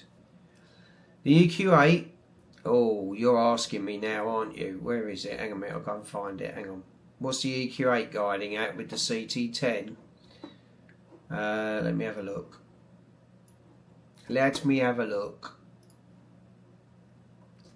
It's guiding at 0.31, which is here. It's this little one here. Look, let me bring it up for you. Donk. We're taking some little galaxies here. I'll let you have a little closer look at these. Hang on a minute, let me click on it properly. If I can get the luminance one up, because that was HA, look. Got some lovely little galaxies around here. Have a little one here, look. And then over next to it, we got this one here is like a blue and red one, when it's got like an arc that goes round it. And then you got this little spiral, double spiral next to it. There's loads of galaxies in this. As you look through it, you just go, oh look, there's another one, there's another one. There's loads of little fuzzies everywhere. They're all over it. So I can't wait to process this and actually get it together. But yeah, the CT10 pretty much regularly guides at 0.3, 0.4 with that great big scope on it. So I don't have really any issues at all. Everything seems to just work sweet on this mount. You know, even the focus curve is nice. Everything's good. So I try not to muck about with it, because I like it working.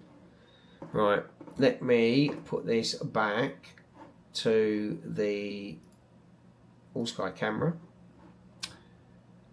and we'll put this back in the corner down there, because we're on the Iris Nebula.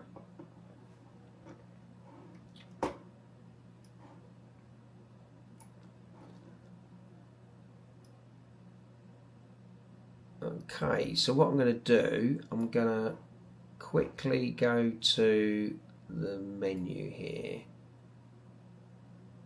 I need to take, because I know what will happen, I won't be able to stack them because it will look at the first ones.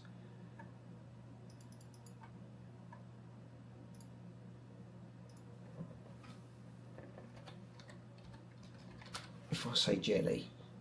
Jelly. I've spelled it wrong, but don't worry about that.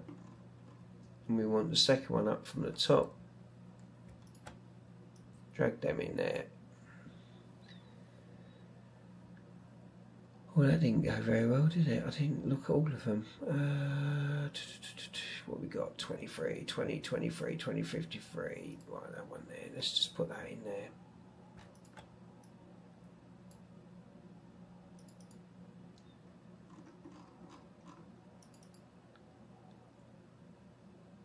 That'll be that blown out one. Yep, good. That's the knackered one. I need to find out what's causing that. Okay, cool. Now what I can do is I can use that folder and watch it to make a stack on Sharp Cap.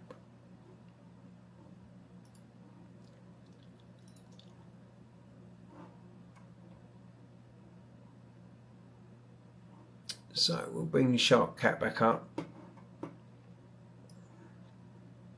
and we'll clear that. And what we'll do is we'll browse and put the new folder in. It's a new stack.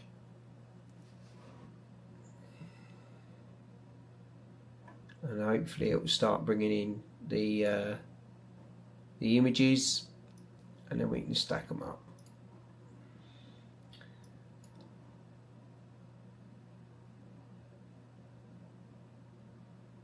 That's alright, that's fine, Nugsy. It depends on your image scale, mate. As long as you're not too tight on your image scale, you'll be fine. Oh, Ben went. Sorry, Ben. See you later, mate. Nice to see you. What we got here? How do we still set the iPad to a white screen for flat screen? I don't. I've actually got a flat panel, Bob. Look, I use this now. This is what I use. Look.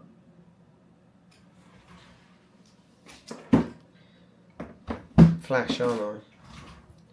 It's that big, by the way, because it has to sit on top of the CT10, but I use it for all of them. Okay, let's have a look at this.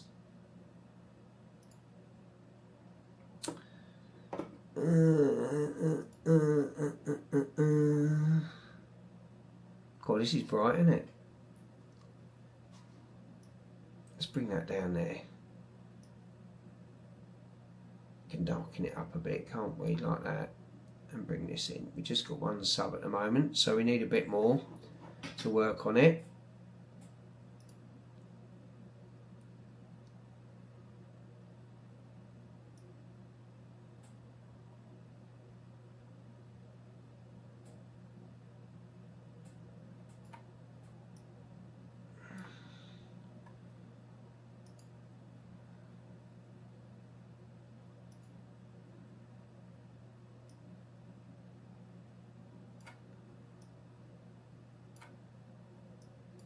I think we just clipped a bit there. We'll just bring that back. I think we're overstretching that, so we'll just bring that back a little bit. We just need a few more subs to try and get the detail in. Okay. Yeah, I think there's an app actually, Jim. What you just said, there's an app for that. It's not a bad idea. Just screenshot a white surface.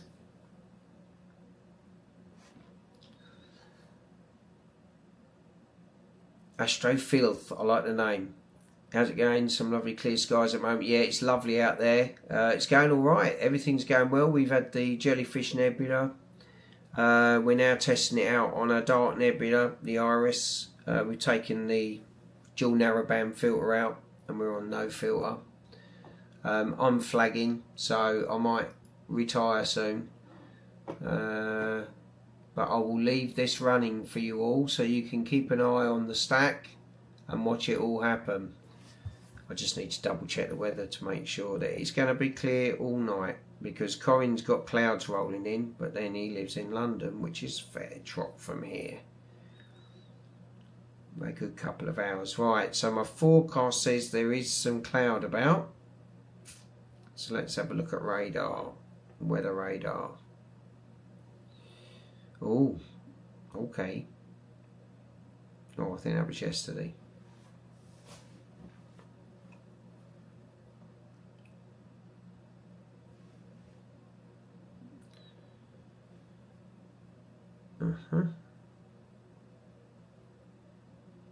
Okay, I think it could be that we are going to get, in fact, looking at my all sky camera, I actually can see a bit of cloud on there. So it does look like cloud is moving in, which wouldn't surprise me. It happened yesterday. Gonna start getting windy. Well, the weather station, if it gets windy, it will shut the roof. If it gets over a certain bin, it's been my luck. Moved all my gear out to Pixel Skies in Spain, and it's been raining out there since the end of January. Really? That's crazy. You wouldn't believe that, would you? The sharp cap stacking, Bob, I'm getting the hang of it. Stan helped me a lot. There's a lot of little buttons on it that you need to know. But yeah, it's working well actually. It gives you a way of stacking. The only thing it won't do is it won't colour stack mono images. It won't put the mono images together. And I did ask Robin, but he said that's not on his radar at the moment. But if you're using one shot colour, you'll get a colour image on the screen. Yeah, I think you're right, Titch. I've got cloud. I've just looked at the radar map and I don't think I've got much longer. I think the cloud's coming in now, and that's going to be the end of the session. It's going to start affecting it. Am I going to get some flats done? Oh, right, yeah. You take care, mate. And you look after yourself. And say hi to Nikki for us.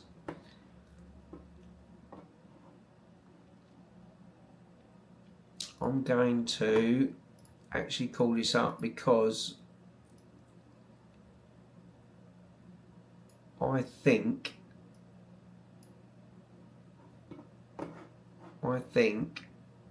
weather radar is going to tell me, and my all sky camera is telling me. Yeah, so the weather station's saying it's actually getting cloudy, -8, it will shut the roof. So if it got windy as well, it'll shut the roof.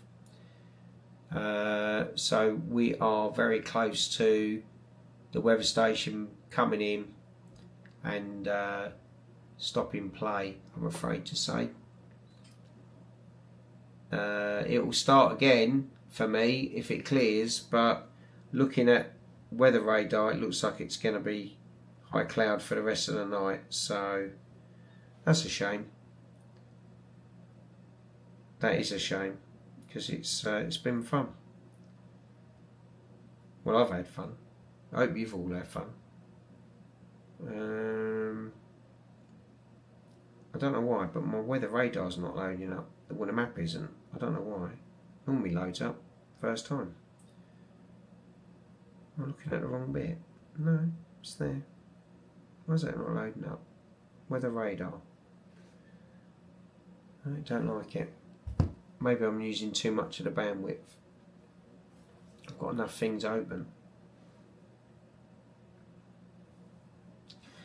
Yep, I think looking at the all sky camera,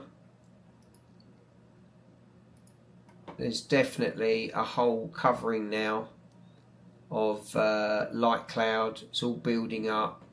So we are going to get clouded out, and that will be the end of the imaging. So I think I will use this opportunity to thank all of you for joining the live, being great sports, and keeping the chat going so well. It's been really, really good. It's been really good fun. Yeah, got a new video out tomorrow on the EQ6 thing. Yeah, we'll see how that goes. See you later, Titch. Mark. Oh yeah, I've got cloud up. My all sky camera's going cloud, Glenn, cloud. Take care, Dave. Thank you ever so much for coming in. Astro, Phil, what weather station are you using? I've got the Lunatico Cloud Watcher. Been brilliant. So glad to have installed that. It's made a massive difference. Thank you, Jim. Nina has a new plugin for live stacking, and it also does mono RGB stacking. Yeah, I've actually given it a go, Bill, and it was okay. It was very similar to, I think it uses the Pixin site, so it's very similar to the Easy Suite live stack. I'm just trying out the Sharpcat because it's you know, I was looking at it at the show. It's alright for one shot colour, but mono it won't. It'll just, you can only stack like HA or whatever. But yeah, I will have another look at that actually. The plugin is called Pixin Site Tools, I think, if I'm not mistaken.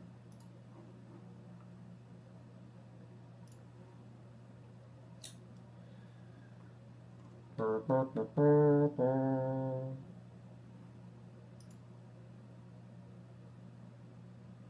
haven't got it on that one. What one did I put it on? Yeah, it is there. Pixin Site Tools. Is that the one? Yeah. Live stacking. That gives you live stacking ability. Oh, thank you very much, Pete. Really appreciate your support. Thank you. Good night, Corinne. Take care, mate. It's not the Pixin Site live stack. It's new. Ah, right. Okay. That's great news, actually, Bill. You have to. Do you know what it's called? Let's just having a look on there. I've actually got it up. Let me just turn that off. And let me turn that off. I've actually got Pixin Site Tools on there, but I'm just looking through the list on the other side actually to see what there is. They've added so many, it's hard to keep up with them all.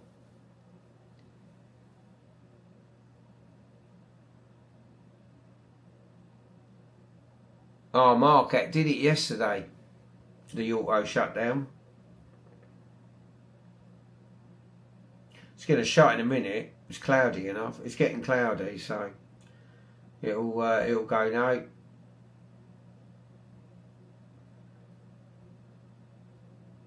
Yeah, night, Corinne.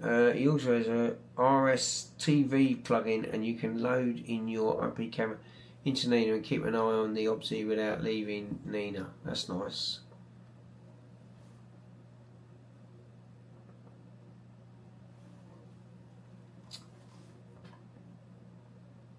RTSP, is that one? Imaging tab to show video streams. That's good. I'll have a look at that actually. Right, do we know what this stacking tool's called? Crikey, there's so many new plugins. There's been loads added since I last had a look at this list.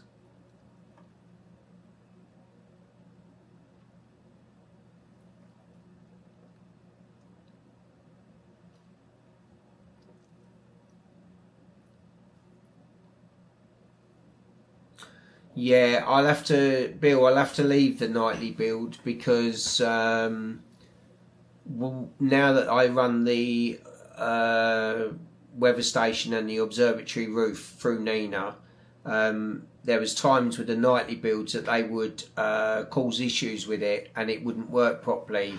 And obviously I need it to be solid, so I stay on the actual release builds. But that just means that will come along soon. I know that they don't take that long. They test them out, get them working, and then they plug them up. So I might have a look on one of my other computers, see if I can find it, and then have a play with it. Oh, there's one here called Lucky Imaging. What's this one?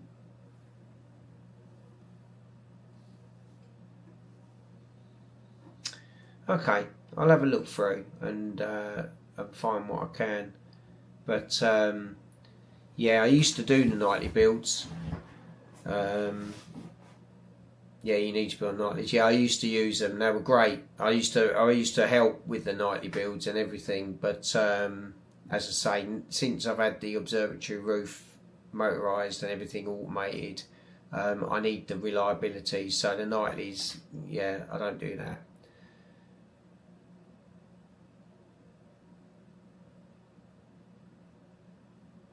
Yeah, I'm okay with that, Jim. I've got a network that shares all of the files between the computers. So as the files come in, because that's what I was doing here. I'm on my main PC, and as the files are landing on that mini PC outside, they're ported over to my main. I can access all the folders.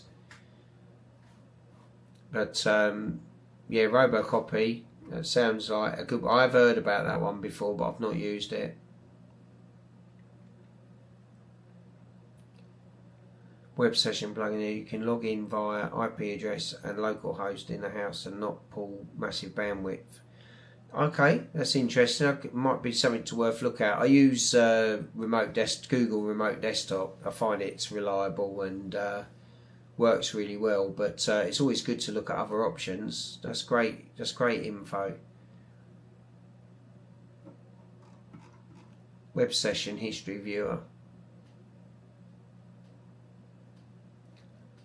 Oh, you could sit here for hours reading through all of these, couldn't you?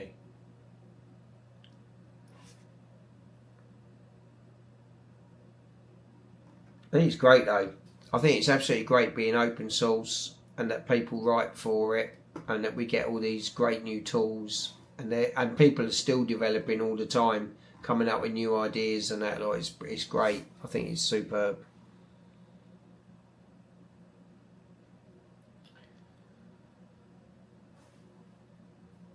Okay, let's have a look at where we're at. That's the mini PC. Yeah, we are definitely clouding out and it's coming across. So I think I am going to close everything down and have an early night. Looking forward to tomorrow so I can have my first meal in quite some time. So that'll be nice too. For those of you who joined late, I'm doing a 100-hour fast. I'm mental, but tomorrow's I finish, so it'll be great. I can actually have a meal. A small one, but I'll have a meal. Okay, that sub's just started, so I'm going to stop that. So I'd just like to say thank you ever so much to everyone again for joining the live stream. It's been really entertaining, great fun. Smith, sorry, you've just arrived and I'm about to leave. I'm really sorry. I hate that. What you got? Nina plug-in to a remote system to give you dashboards of all your projects and rejection criteria. That's a good idea. That'd be brilliant. Good luck. Smith, thank you ever so much for coming in. And I'm sorry that we're just packing up, but as you can see from my all-sky camera, we got a lot of high cloud. The cloud's making its way in now, so we're going to stop it now. No, do you know what? I feel great. It's been a really good thing, and I've done it as a kickstart to get into intermittent fasting. But yeah, it has been a challenge, though. I will say that. Thank you ever so much, Smith, and hopefully next time we'll still be going ahead when you can join in, and we can have a good chat. Right, everyone, thank you ever so much. Again, I really appreciate your support. It's wonderful. And I hope you all keep well. I hope your skies are clearer than mine. And I'll see you very soon. Right, I'm going to go. Take care.